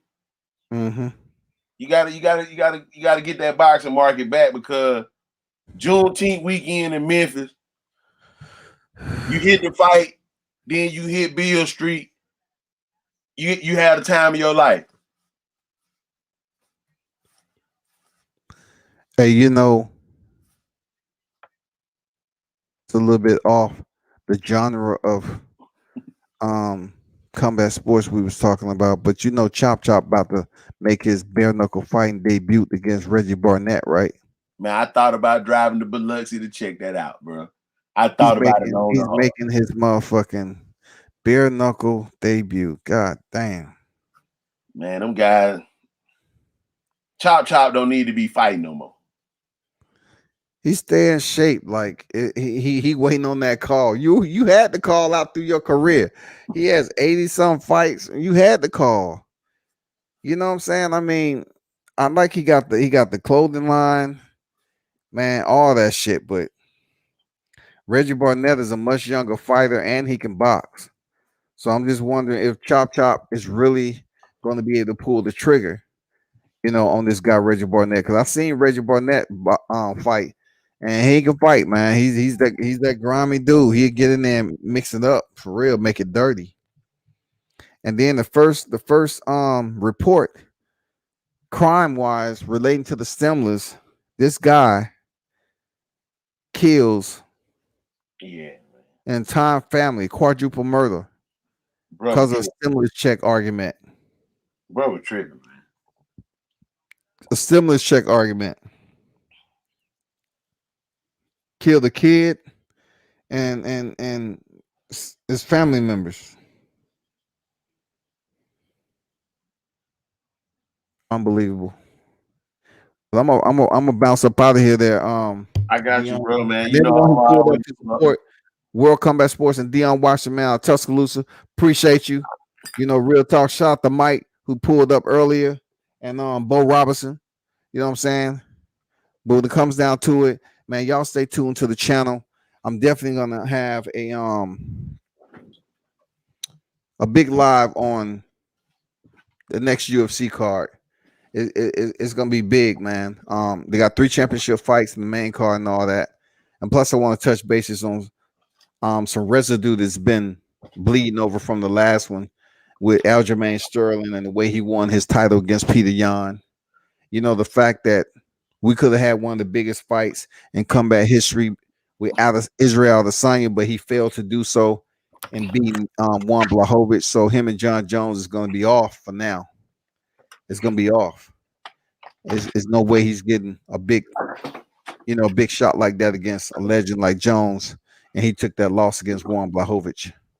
You know, but it is what it is. Any final words there, Dion?